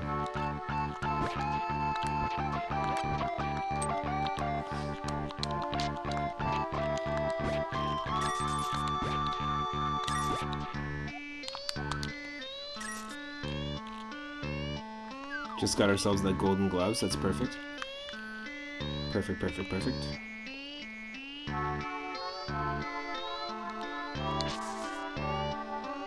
So now this, which was completely impossible. Impossible. You can also do this mission too, which we might as well just do.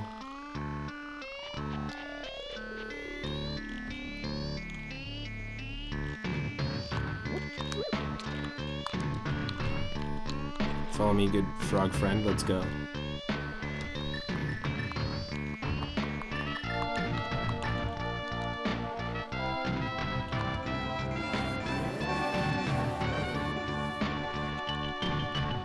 Now you're a gnome. Oh, look at that.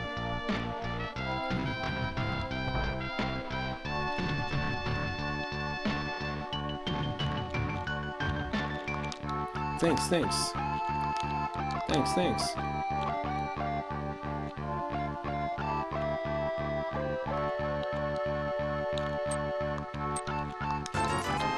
Perfect, we get the mushroom. Nice. Thank you for the mushroom. Mushroom is a necessary ingredient.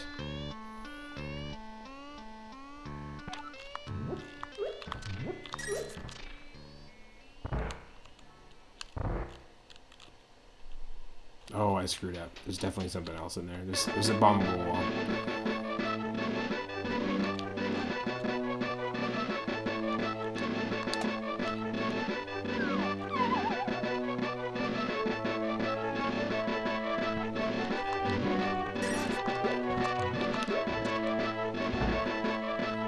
Oh, it's here.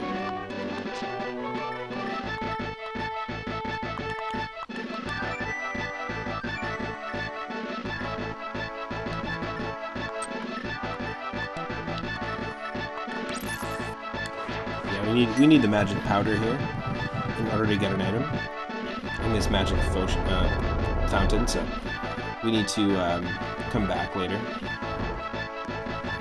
Definitely gotta come back later for sure. Perfect.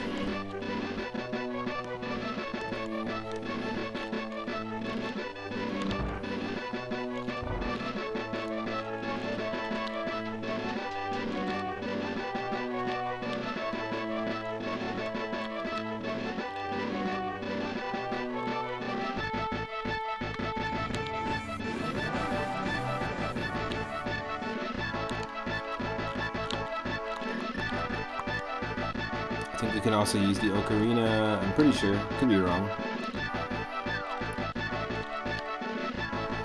But I think we can use the ocarina here. It's not going to allow us to fly in the Dark World, but...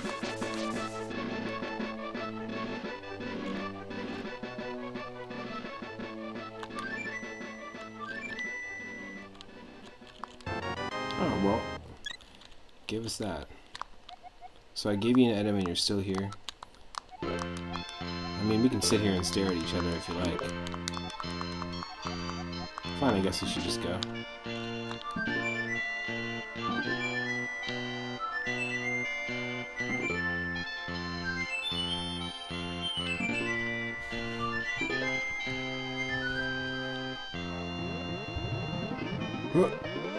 Turned him into a tree. Perfect music. That music was perfectly in time. Sorry, man. You're stuck as a tree. You're now Groot.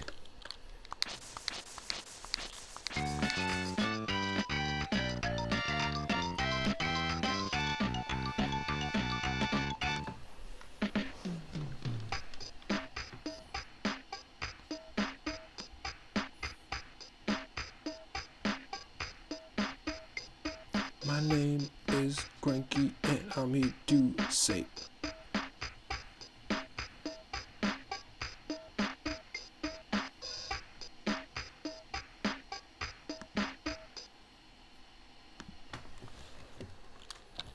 Okay, we're gonna try and take on Thieves Town. Because it's right here and I think it's doable.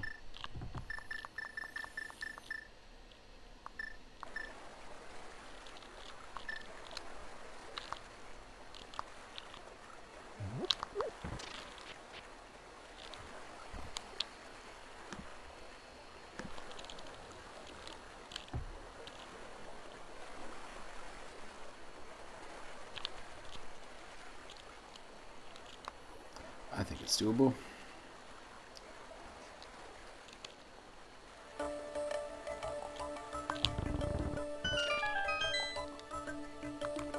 Let's go. Let's do this.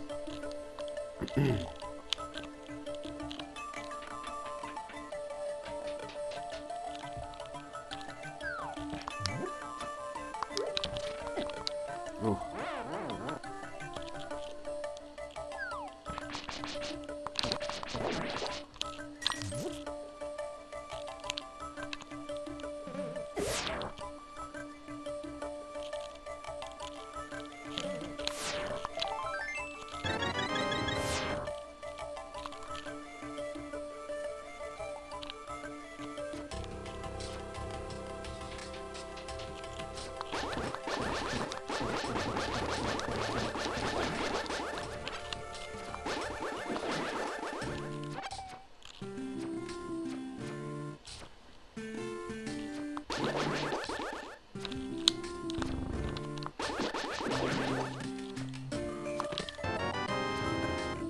Nice. Good way to start. Let's see what our Dark World equivalent is. Oh my god, it's just a fox without clothes on. It's just a naked fox with sunglasses. Robin Hood without the hood, so to speak.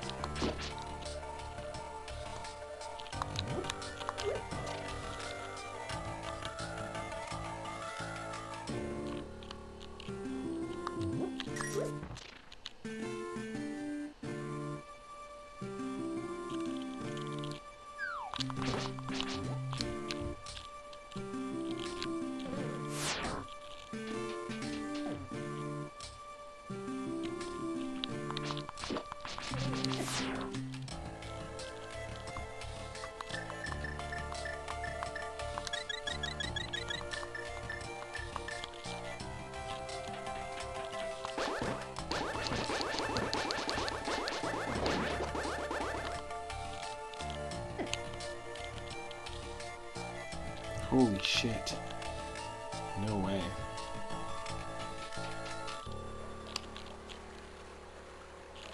There's still so much we have to do here.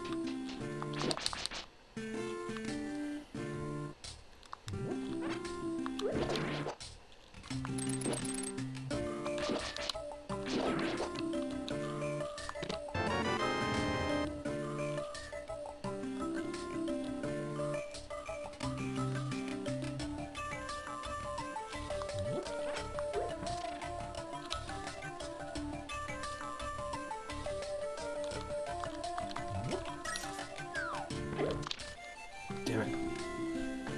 Terrible timing.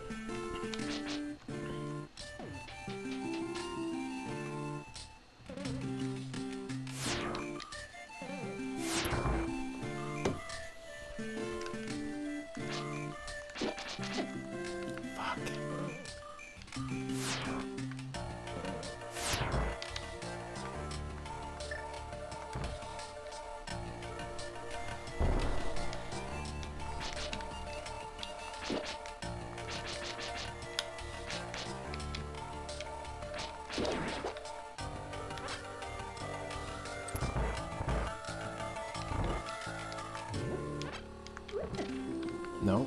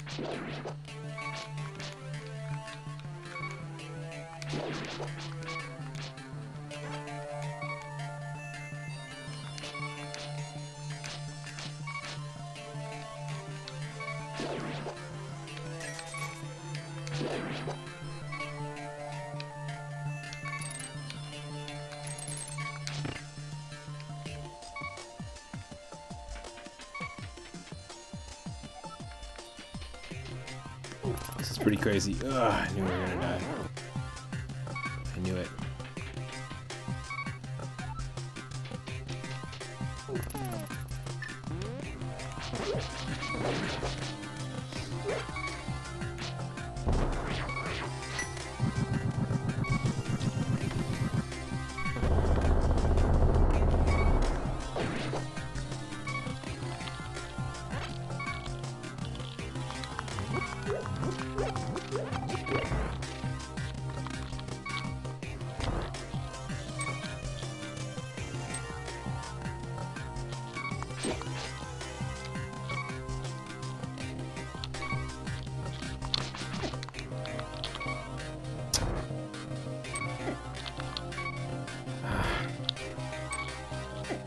Come on.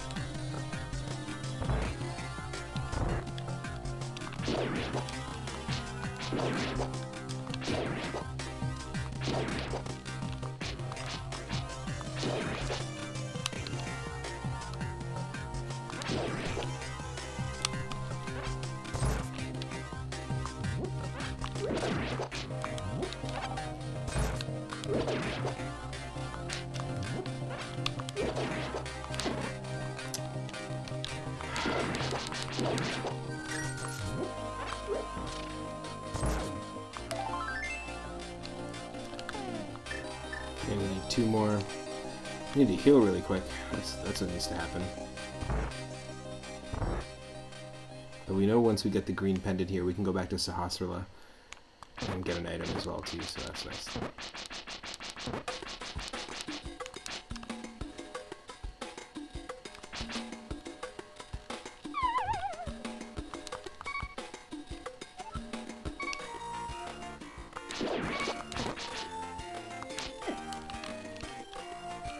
This music, oh my god. We're on a tropical vacation, Caribbean vacation with these mummies, these crystal mummies.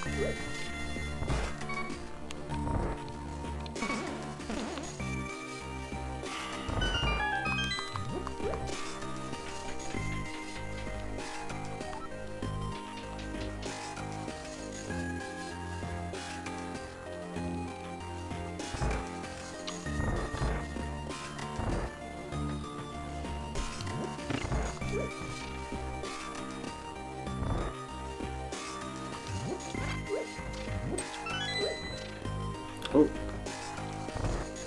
Just found herself the boss fight.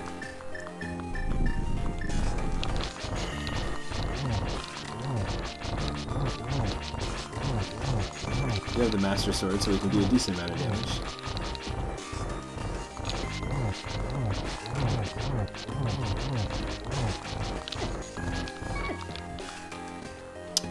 Damn it. I wasn't ready for this. Before we do this,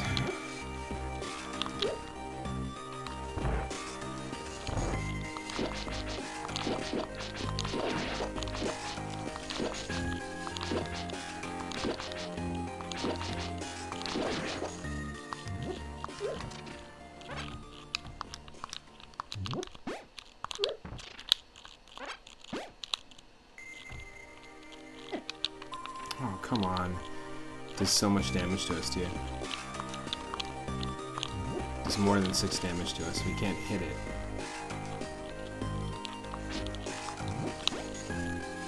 Yeah, that's fine. I'll take it.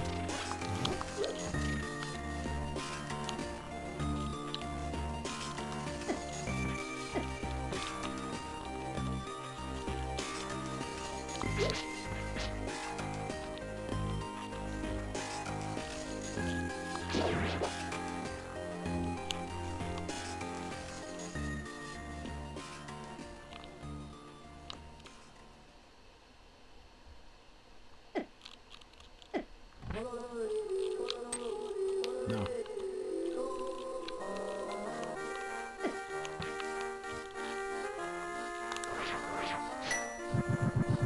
This haunting polka music, oh no. We're now listening to music from Donkey Kong Country 3, just in case people were wondering.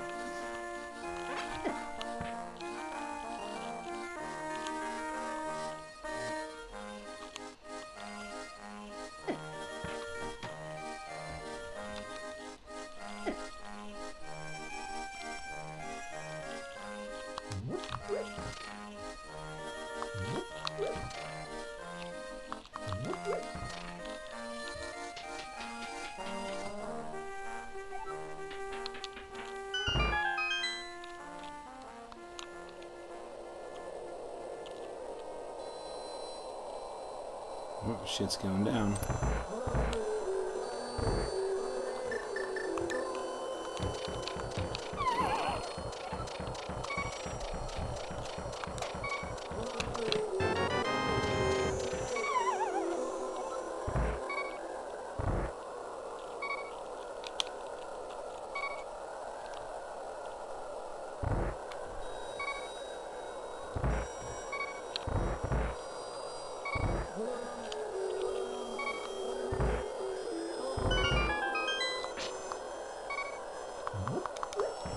Don't exactly have the weapon or the health to be taken on this boss right now.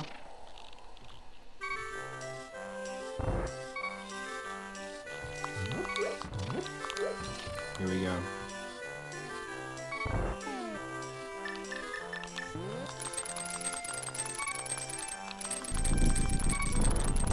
Yeah, no, you can't do anything. Can't do anything with the hook shot. Okay, let's do this. This ridiculous boss fight.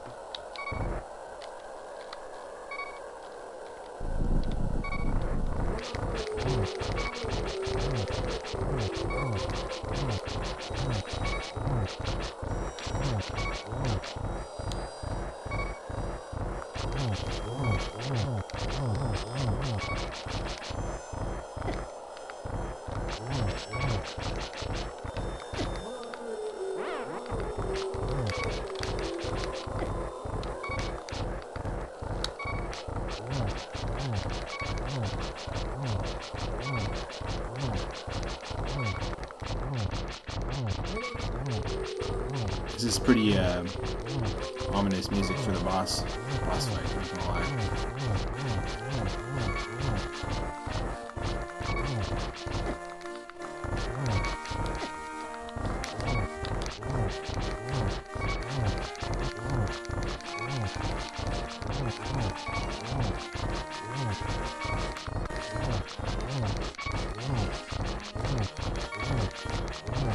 This is not good. We had some pretty funky, wonky boss fights in Evo Search for Eden and in this day. It's been a day of wonky boss fights. Cool with that though.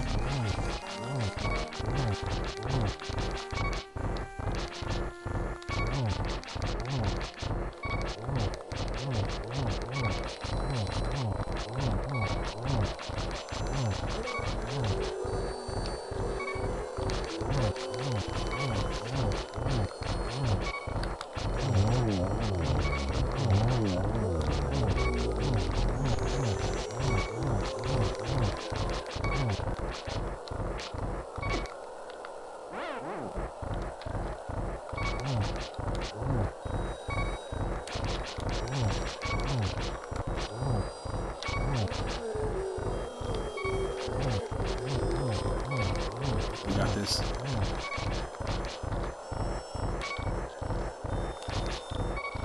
This is not normally the boss that we fight in this dungeon, by the way. All the dungeon bosses are swapped, as well as their health.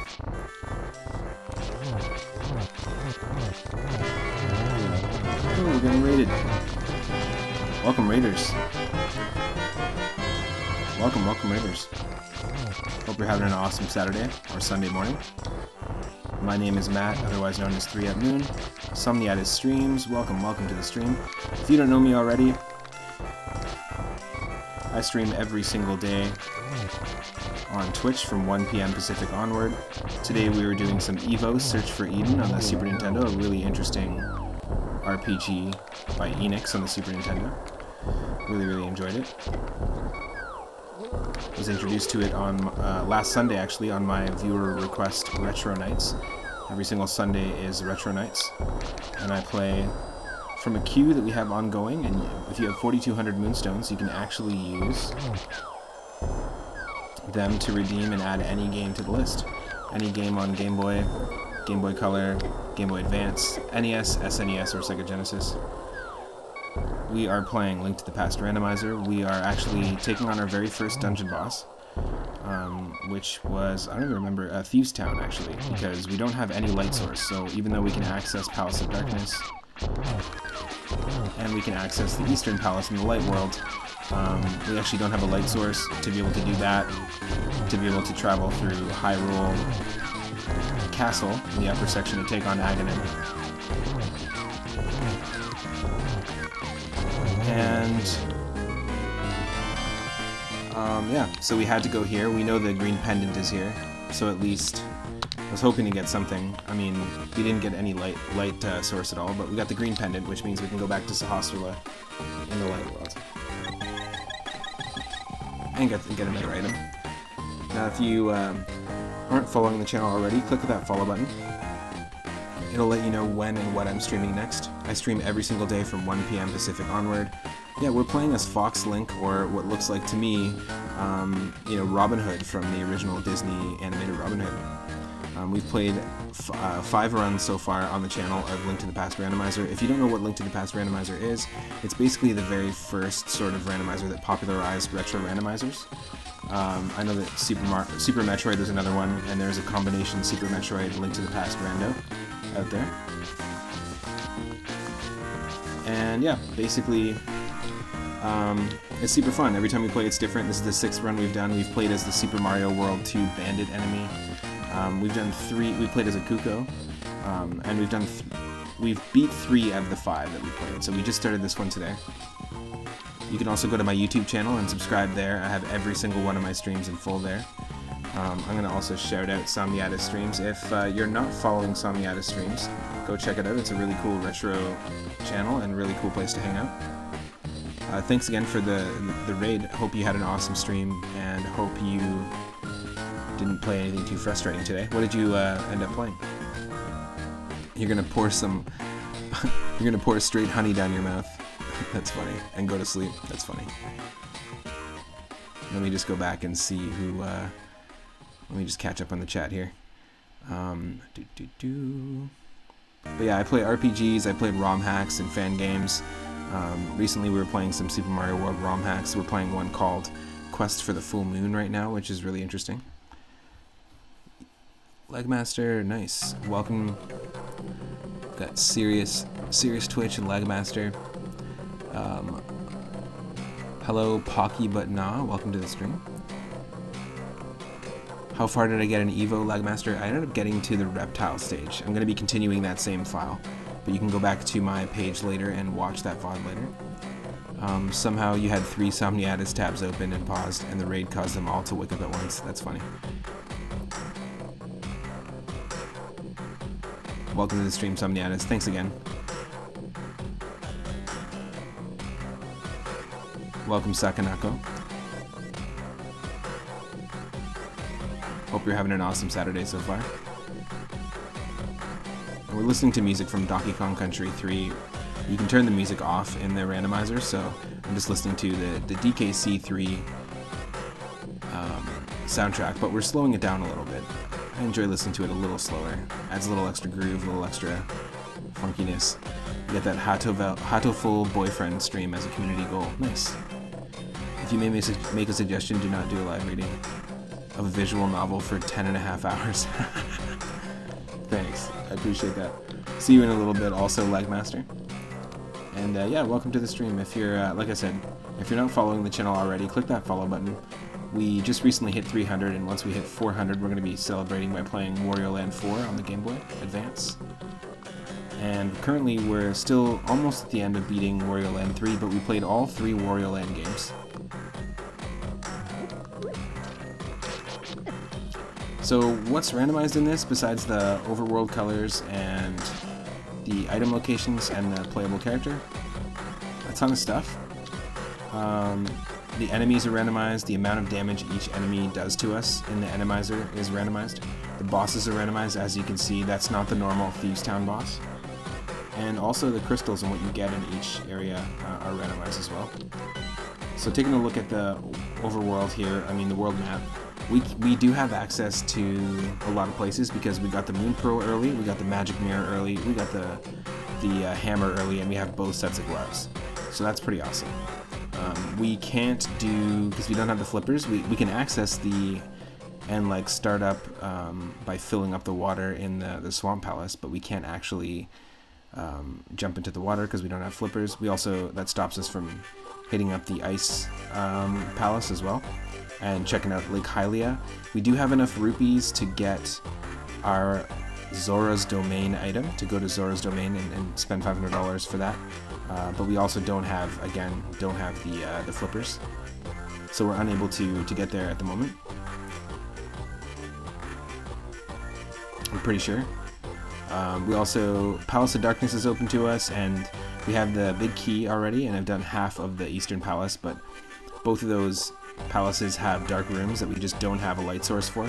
We also don't have the fire rod. We did get the early ice rod, but no fire rod. And we also have early ocarina. The fire rod is necessary to take on Skull Woods, just north of us. So we've done all the Kakariko checks and Thieves Town checks, including the dungeon. I don't think we're going to be able to access Misery Mire yet. And Death Mountain is off limits right now. We do have the hook shot, but it's off limits because we don't have, again, the light source.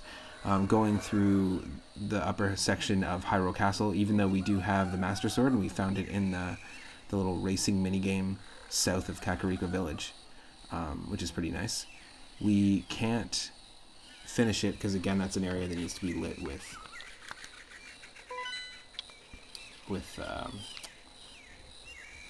light source. So we don't have a light source, which really sucks. I think the best thing we can probably do is this.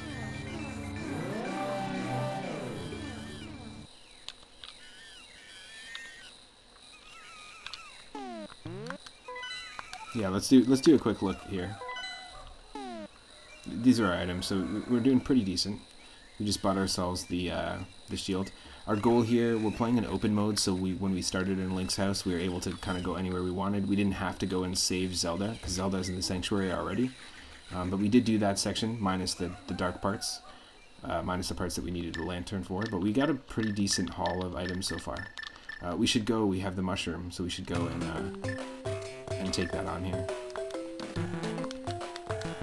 The goal here is to get all 7 crystals and then take on Ganon. So it's the same goal as in the original Link to the Past.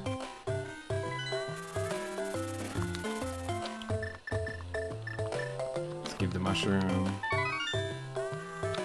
and then enter, leave, and come back.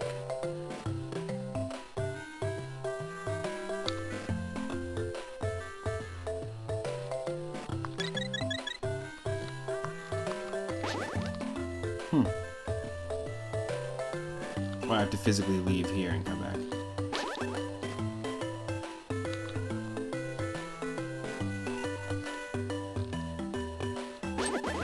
Oh no. Yeah, I play a ton of randomizers, and the ones that I play the most, by the way, that I practice a lot, some bombs, not worth it. But yeah, the ones I practice a lot are... Ooh, we don't have enough rupees. Oh, let's just do it. Let's buy ourselves a potion. We'll get 500 rupees eventually. Yeah, the ones I practice a lot are Super Mario Bros. 3, Super Mario World, and Link to the Past. But lately I've been playing a lot of Super Mario Land 2 6 Golden Coins randomizers on the Game Boy. Just because I've been really enjoying diving into the Wario Land series, and that's actually a spin-off of the Super Mario Land series. And also, I've been playing a lot of Super Mario Bros. 1, 2, and 3 randomized. Together using the same seeds, but playing all 3 games in one stream. It's been super fun. You can catch all of those on my YouTube channel, organized into neat little playlists. It's super easy.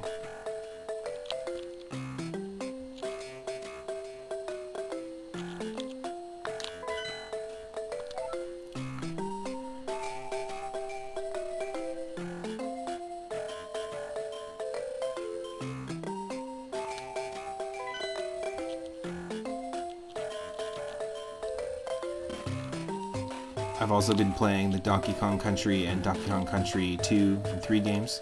We almost beat number 2, we beat number 1 recently, and I've been playing the vanilla games just to reacquaint myself with those games, just to get a little bit more used to each area and where all the bonuses and stuff are. Just having some fun with it, because I'm going to start playing the Donkey Kong Country 1 and 2 randomizer. Up next in that is we actually are on the second to last level in Donkey Kong Country 2, so we'll be starting the next Donkey Kong stream like that, and then we'll be continuing with DKC 3. Another game, also Link's Awakening, is one of my favorites as a kid, but I just don't know the checks enough. But another game I'm going to be practicing, playing vanilla to completion, and then practicing basically for the purpose of randomizing it, and trying the randomizer out is that, so you can catch that soon. Like I said, we're currently playing Wario Land 3. We have a couple of ongoing series. One of them is obviously our viewer request nights every single Sunday at 6:30 p.m. Pacific. This Sunday we've got Chrysalis, redeemed by Guillotine Watch Party. And we also have Rock and Roll Racing on the NES. And then we have Boogerman on Super Nintendo. So again, for 4,200 Moonstones you can add any game. For Game Boy, Game Boy Color, Game Boy Advance, NES, SNES, or Sega Genesis, and play it there. I have another series called Whim of the Wheel, which is really fun. And Whim of the Wheel is basically I spin a roulette wheel with about 20 NES puzzle and arcade style games. Most of them were ones that I grew up with as a kid. My uncle gifted me his NES when I was a kid, when the N64 came out actually, and it was my first console, and I kind of fell in love with retro games then, as well as their soundtracks. And I'm a musician, I'm a session drummer, and I also make my own electronic music. I was gonna die there.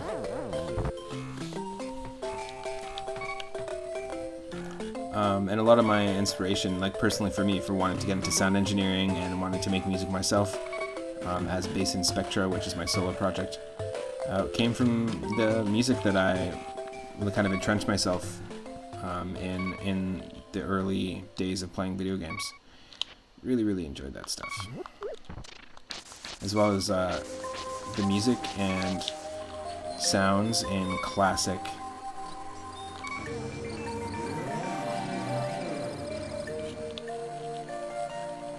cartoons from the 30s, 40s, and 50s. Really, really into that stuff as well. So I've always been wanting to do a stream for about over a decade now, so I'm really humbled that a lot of people want to hang out, and it's been pretty awesome so far. I'm finding a lot of awesome people, like regulars, and meeting a lot of really cool streamers as well. But before this, for about 5 years, I used to put on concerts, and I was the host and curator and basically managed an all-ages venue within a record store. So I would listen to music from touring musicians and local musicians and pair them together, curate shows with 3 bands each night, and do about 3 nights a week of live events, live music. I would do the live sound, MC, and then if a band couldn't even find the budget, which is very often, to bring every one of their members, sometimes I would hook the band up with like a local musician that would play and like learn their music, and I would also do the same as the drummer. So oftentimes I would drum along, and so I spent a lot of time in the music world, and went to school for sound engineering, sound composition, audio production, that sort of stuff. Learned a lot of it myself before school by messing around with programs on like Macromedia Flash, because I used to do sprite animations and messing around with like, DAWs and stuff like Fruity Loops and Reason and Logic Pro, Pro Tools, all that stuff. Just wanted to make sure I got that cemetery thing here. Let's take a look at the map. But yeah, I've been really stoked that now that I've been able to dive into streaming and do the whole thing from 1 p.m. Pacific onward. And just be able to like share my rediscovery of these games and my rediscovery of my like love for video game music on stream. It's been great. All the people who've been subscribing have been helping it to grow. We've got some really cool emotes as well. We've been opening new emote slots. The channel's been growing pretty quickly. And if you want to support the channel by donating bits or subscribing, you can do that via Twitch. But if you want to support the channel separately, you can do that. At the bottom of my gameplay, there's a email. You can do one-time donations via PayPal. There's been a handful of people who have done that, and I really appreciate it. It goes towards upgrading our gear and making sure that I can do this every single day from 1 p.m. Pacific onward and bring you daily content. And you can, just do, it's 3upmoonget@gmail.com. And then there's also Patreon. And if you want to support the channel monthly via Patreon, and if you can, you'll get access to some really cool exclusive merch. Right now, there's some 3Up Moon stickers designed by my buddy Lucas Bell, who did all the design work for the channel. He's also done a lot of the design work for my band's albums, and he's just a really great designer. We've got some exclusive stuff there over at Patreon. You also get shoutouts. You get to pick what games we're going to play next, and you get access to some upcoming videos where I'm going to be drumming, basically doing an improv jam along with my favorite video game composers, all my favorite water music, all my favorite like boss battle music, all my favorite desert level music. So it'll be pretty fun. One of the things that I excel in and really enjoy doing is improvising and jamming with people I've never met before, so I figured why not, as a session drummer, kind of tie that skill in and create some exclusive videos for those that can support the channel and keep it going. So I'm stoked for that. I think we can, because we don't have the flippers, so there's a lot of stuff that's kind of blocked off to us right now. We need to find ourselves a source of light. It's really important. I'm gonna try up in the Lost Woods, but again, we can't do Skull Woods because we don't have the fire rod or anything like that. We do have both gloves, but we can't get to, we can't access it. We have the gloves, so we can access the boss in the Desert Palace, but we can't access the Desert Palace because we don't have the Book of Medora yet. Guillotine Watch Party is saying, have you heard any of the music from the Final Fantasy VII Remake? No, I haven't. Has it all been like remastered? Like Nobuo Uematsu stuff? Actually, just gonna open the window here, just one second.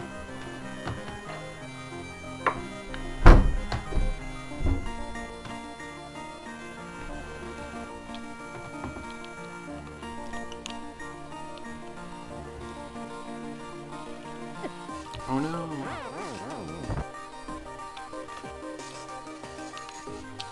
It's badass. You left it on the background before this music. Nice. Oh, I'll check it out. I've watched a few people play it, but I didn't notice the music as anything stand out or anything like that.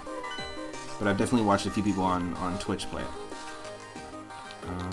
Yeah, are we like stuck down here?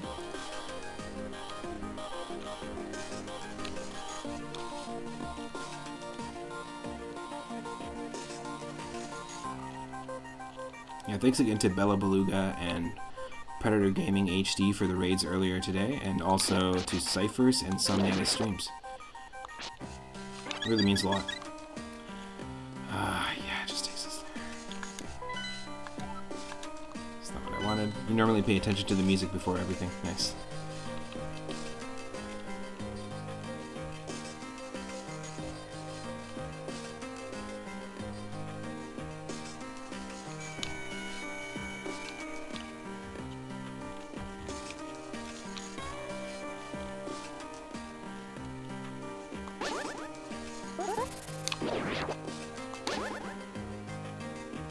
Oh no. Are we also screwed here? Nice, it was pretty good stuff. Right on. Right on.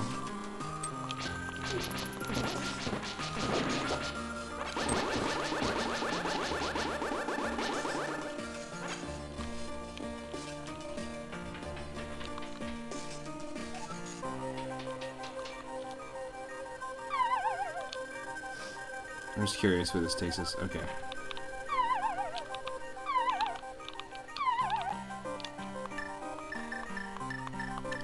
Get that hook shot.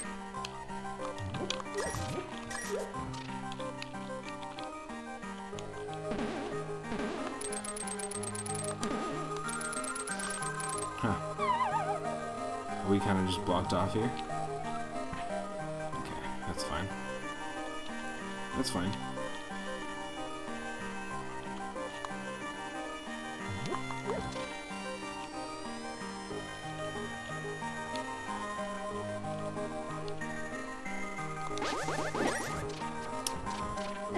Oh, get out of here.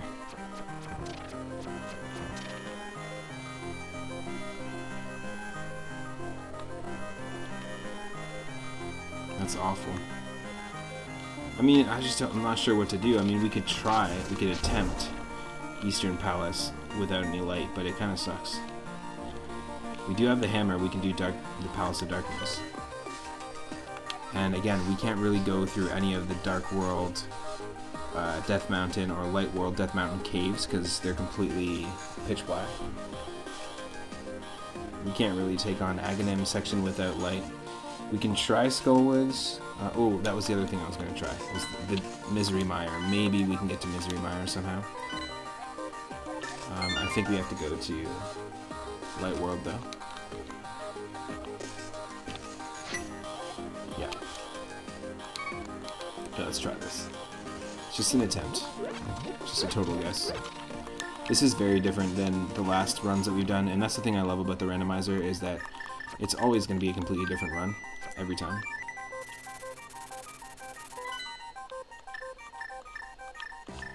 Maybe we can do this. Yes, we can.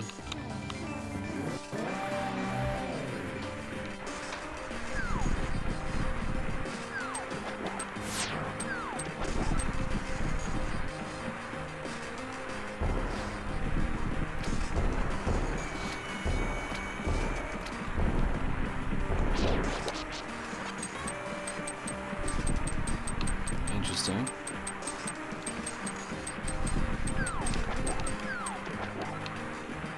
Yep.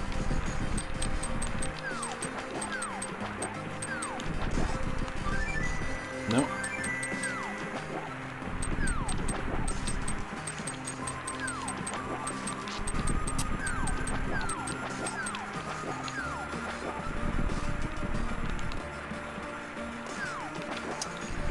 Come on. We just gotta do this.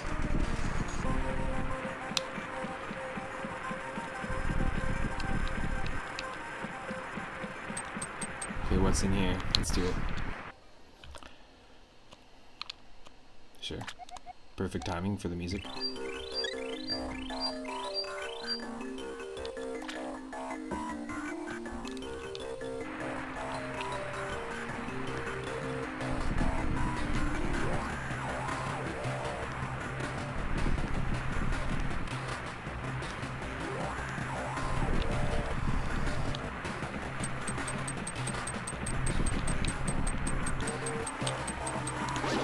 This music is perfect, by the way.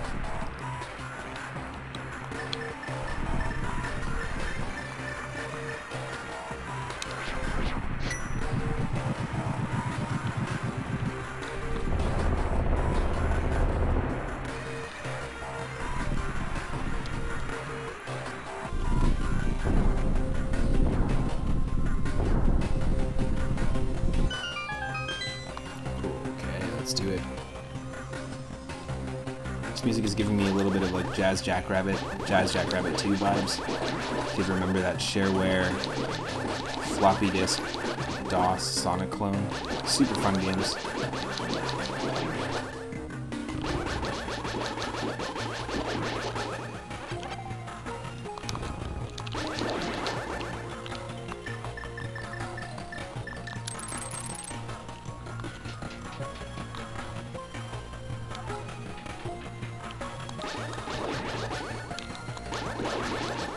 Maybe we can find something useful in here.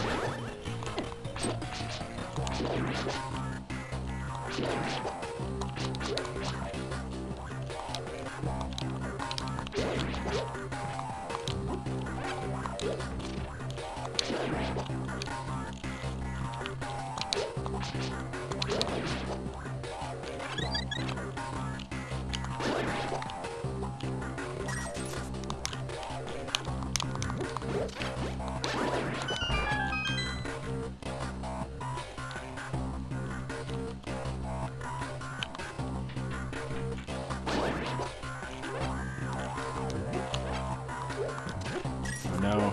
If that thing hits us, we turn into our animal form, and in the original Link to the Past, you turn into a Bunny Link, and when you're a Bunny Link, basically, if you don't have the Moon Pearl, when you're in the Dark World, you're always Bunny Link.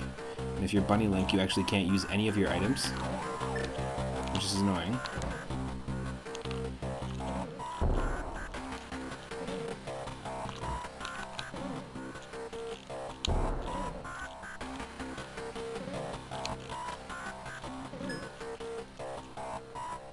that you can't use any of your items, so you kind of become almost useless.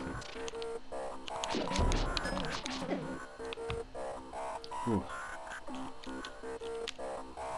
And in this, we lose our clothes and gain sunglasses, which is pretty funny. We become a naked fox. This sprite. When we were playing as a Super Mario World 2 Bandit, it was really funny because basically, whenever we went to the Dark World and didn't have the Moon Pearl, or those like sparkling lights hit us in a dungeon, we would turn into a derpy Yoshi. So we got a derpy face. It's pretty funny.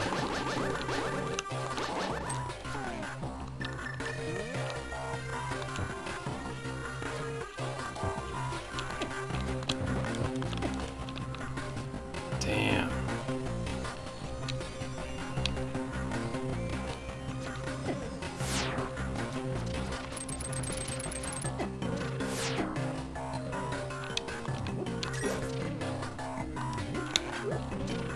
No, we don't have a key for it, so this is not the way to go.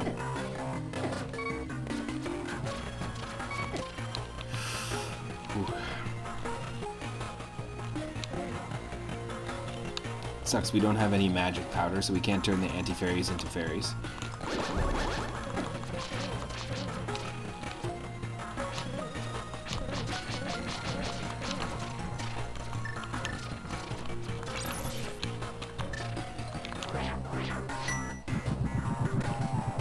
Yeah, definitely a rough room for sure.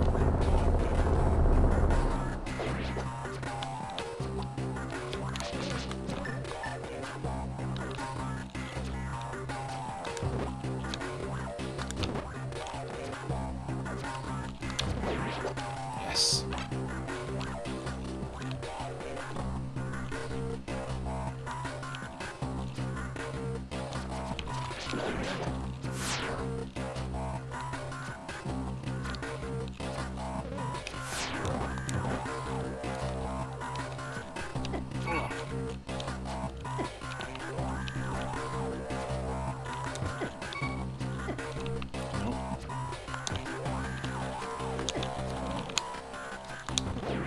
There we go.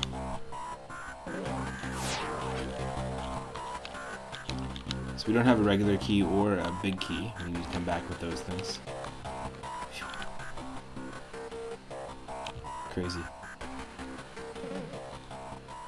Don't know that either. No switch has been turned on either, so I don't think I can go this way. Yeah, that's what I thought. Nice. Perfect music for that.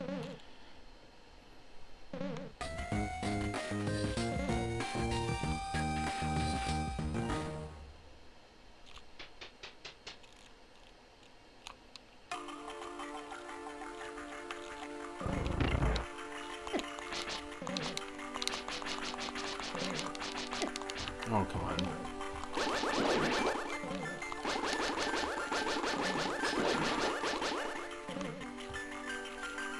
Let's go left first.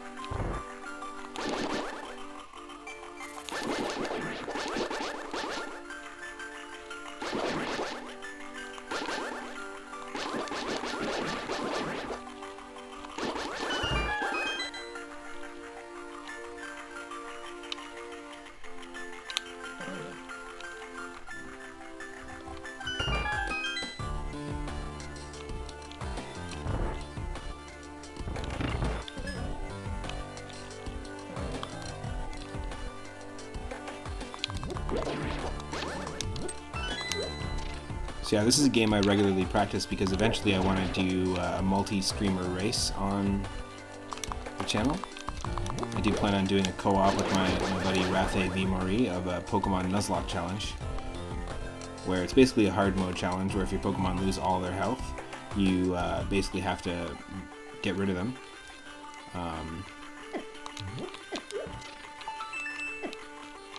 Release them and never use them again, or put them in a PC. Yes, totally worth it. Half magic. Before this happens, let's check out what's down here. But yeah, I'm just trying to figure out the logistics of making all that happen, like doing, getting both people's, like both streamers, like webcam audio, and game footage together. It's the tricky part. But I'd like to do the same thing with Link to the Past at some point.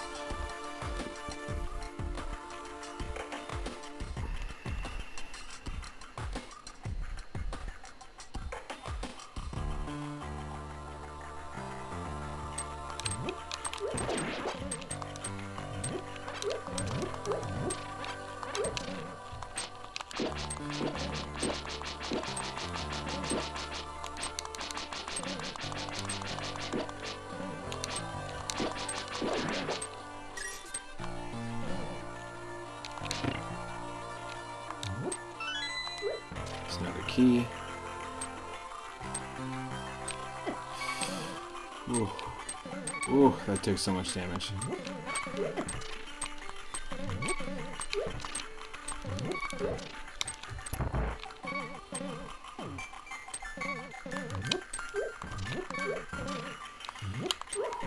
Shit. That's just here. So not exactly useful, but that's fine.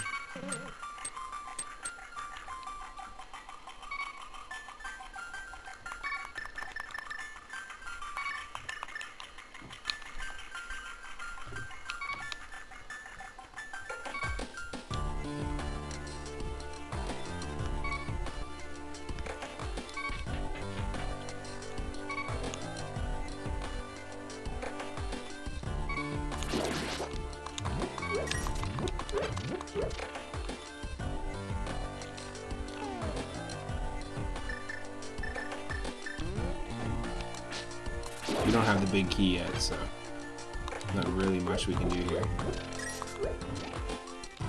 Yeah, see, we're a naked fox with sunglasses, which is pretty ridiculous.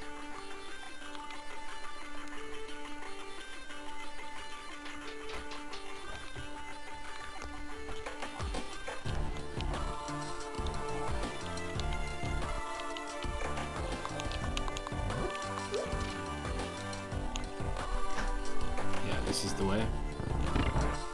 We didn't go this way yet.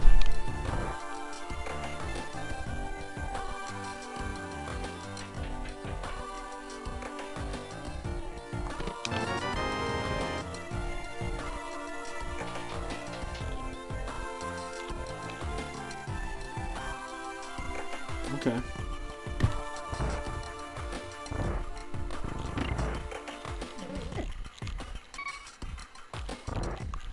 Die.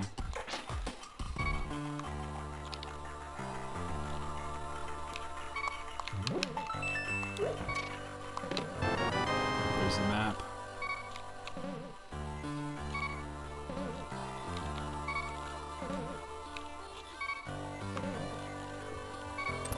Let's go this way.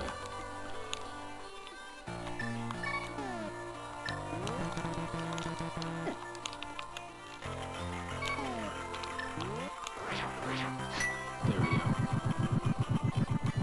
Should take care of him.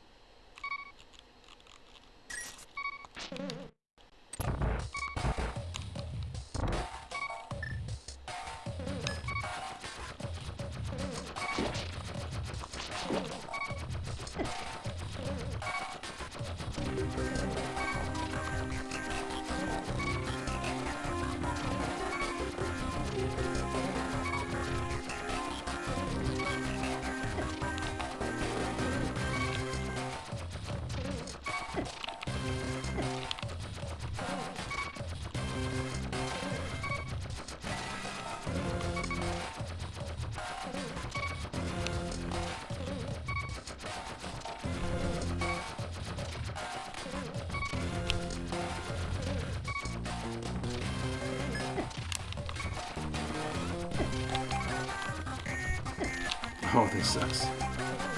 The music's great though.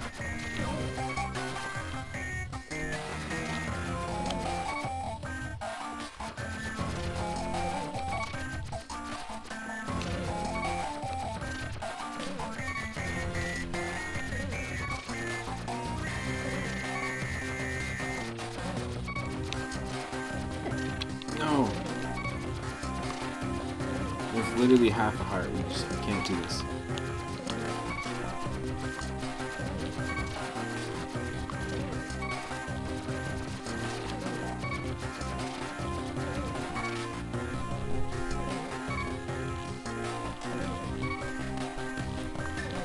And of course we need fire to access this. This is stupid.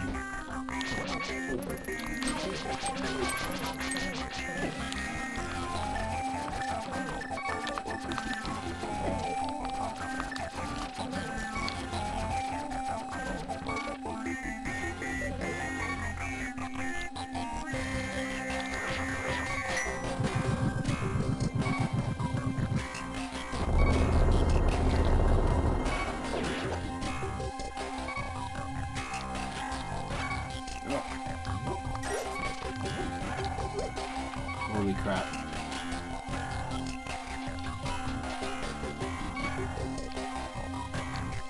Yep, we don't have fire, so we can't do this room.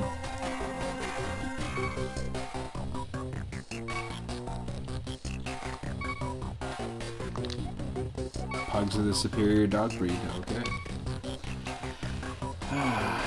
Yeah, so I think we locked ourselves out again with fire. That sucks. So this seed, like, fire is super necessary. And basically,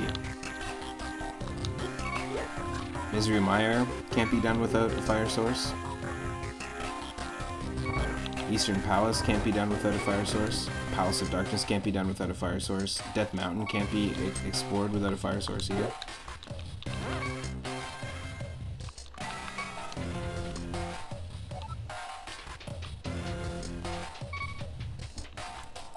And that means like all of the caves in Death Mountain. The top part of Hyrule Castle can't be accessed without a fire source to take on Ganon. I mean, it can, but it's just so difficult to do blind. And we can't do Skull Woods because we don't have the fire source, so kinda sucks.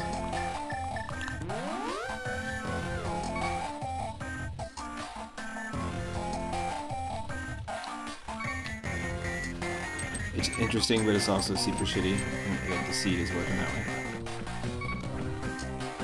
What's up?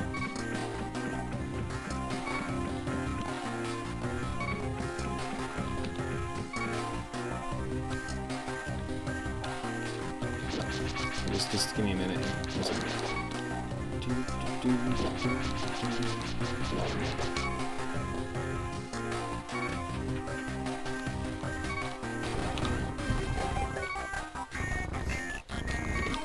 Shovel, okay. A heart piece.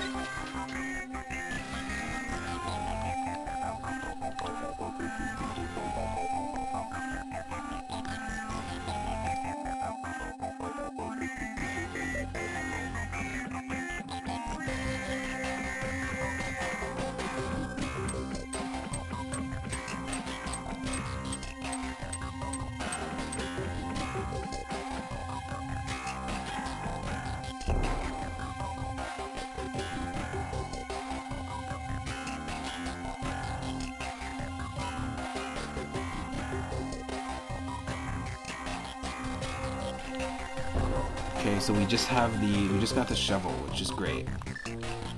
That means we can do this one check in the woods to the west of Link's house.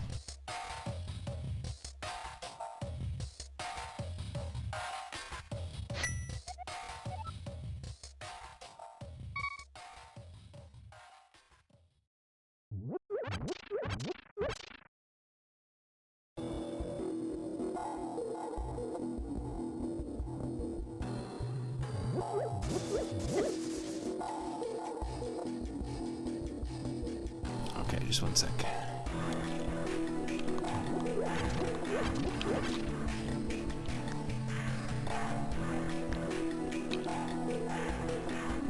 Really digging the music in DKC3 tonight. It's great. Really great music. Oh, just one second here. A few things popping up in the background. Just give me a moment.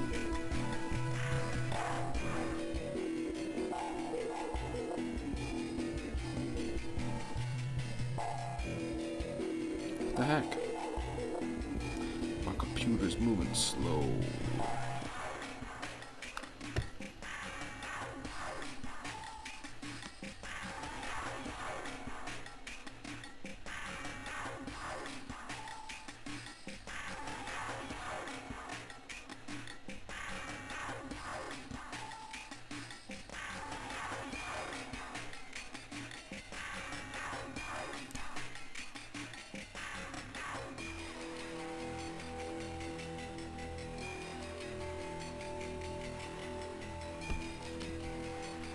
Okay, there we go. Now let's head to the woods.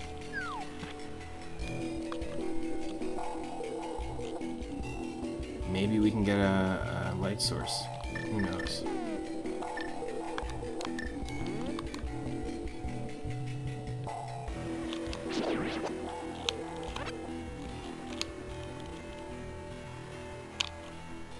Who knows?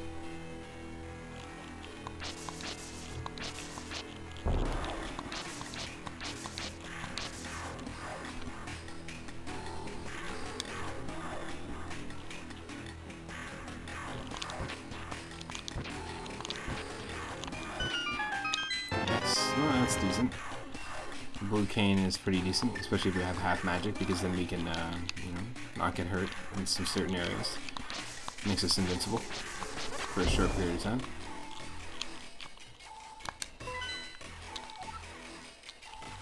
So just let's just look over all the places again, because this is the best thing to do, at least in my mind, when I'm doing a Link to the Past randomizer.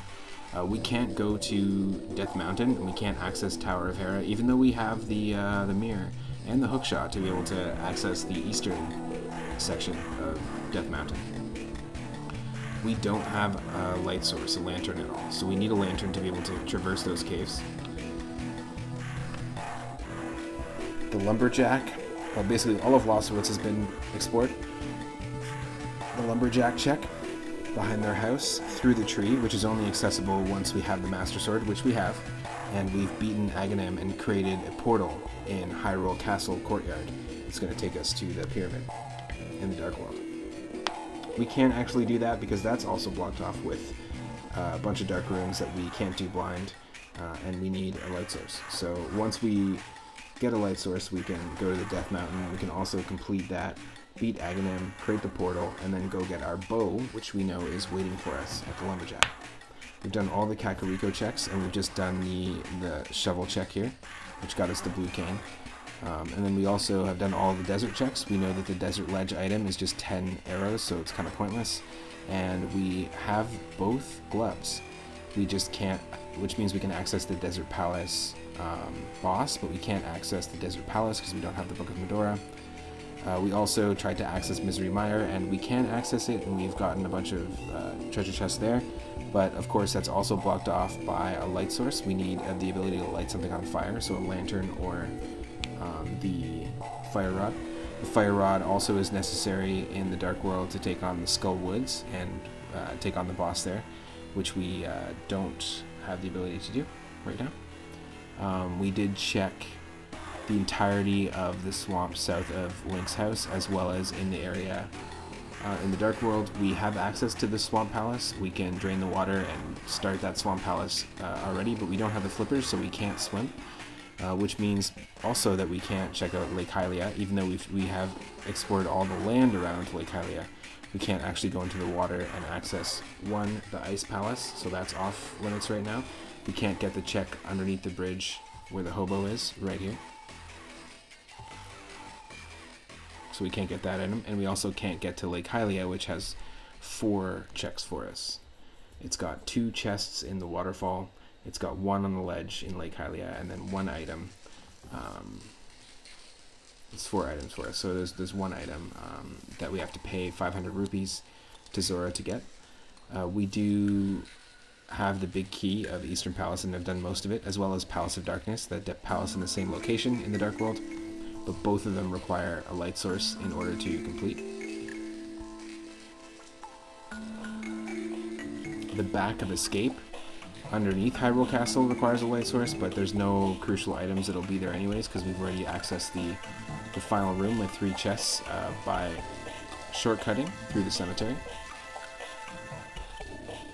we did the check with the magic mirror on the ledge by the cemetery, which we normally can't do. And then once we get magic powder, we'll be able to go to this house here, just north of us, and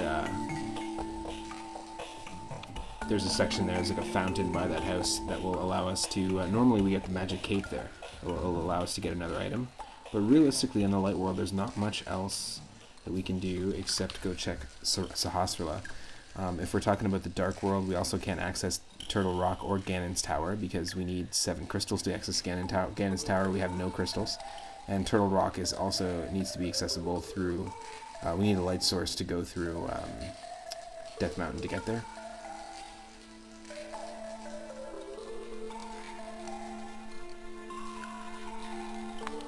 See, I'm really lost. I know the Palace of Darkness, I don't know how many dark rooms are in the Palace of Darkness, or if it would be doable or not doable. But it would be really cool to be able to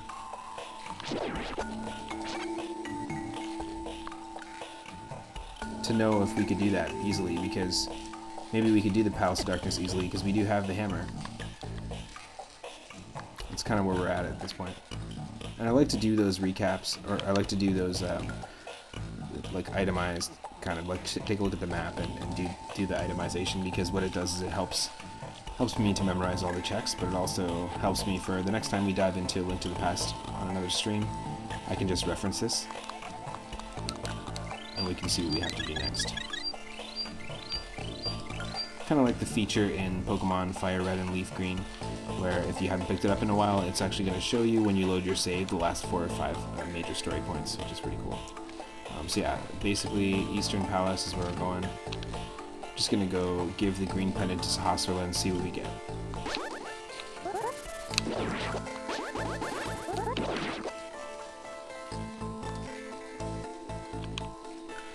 Now, speaking of Pokemon Fire Red and Leaf Green, we recently did an attempt at Randomizer Nuzlocke. We've done about 4 or 5 attempts of Pokemon Fire Red, and the furthest we could get was actually Brock. And the reason why is because, again, a Nuzlocke challenge is like a hard mode permadeath challenge. If you lose all your health, then your Pokemon becomes useless and you have to basically toss it. Like you either release it or you put it into a PC and can't use it again. And you can only catch the very first Pokemon that you encounter in each area, so it makes it really tough.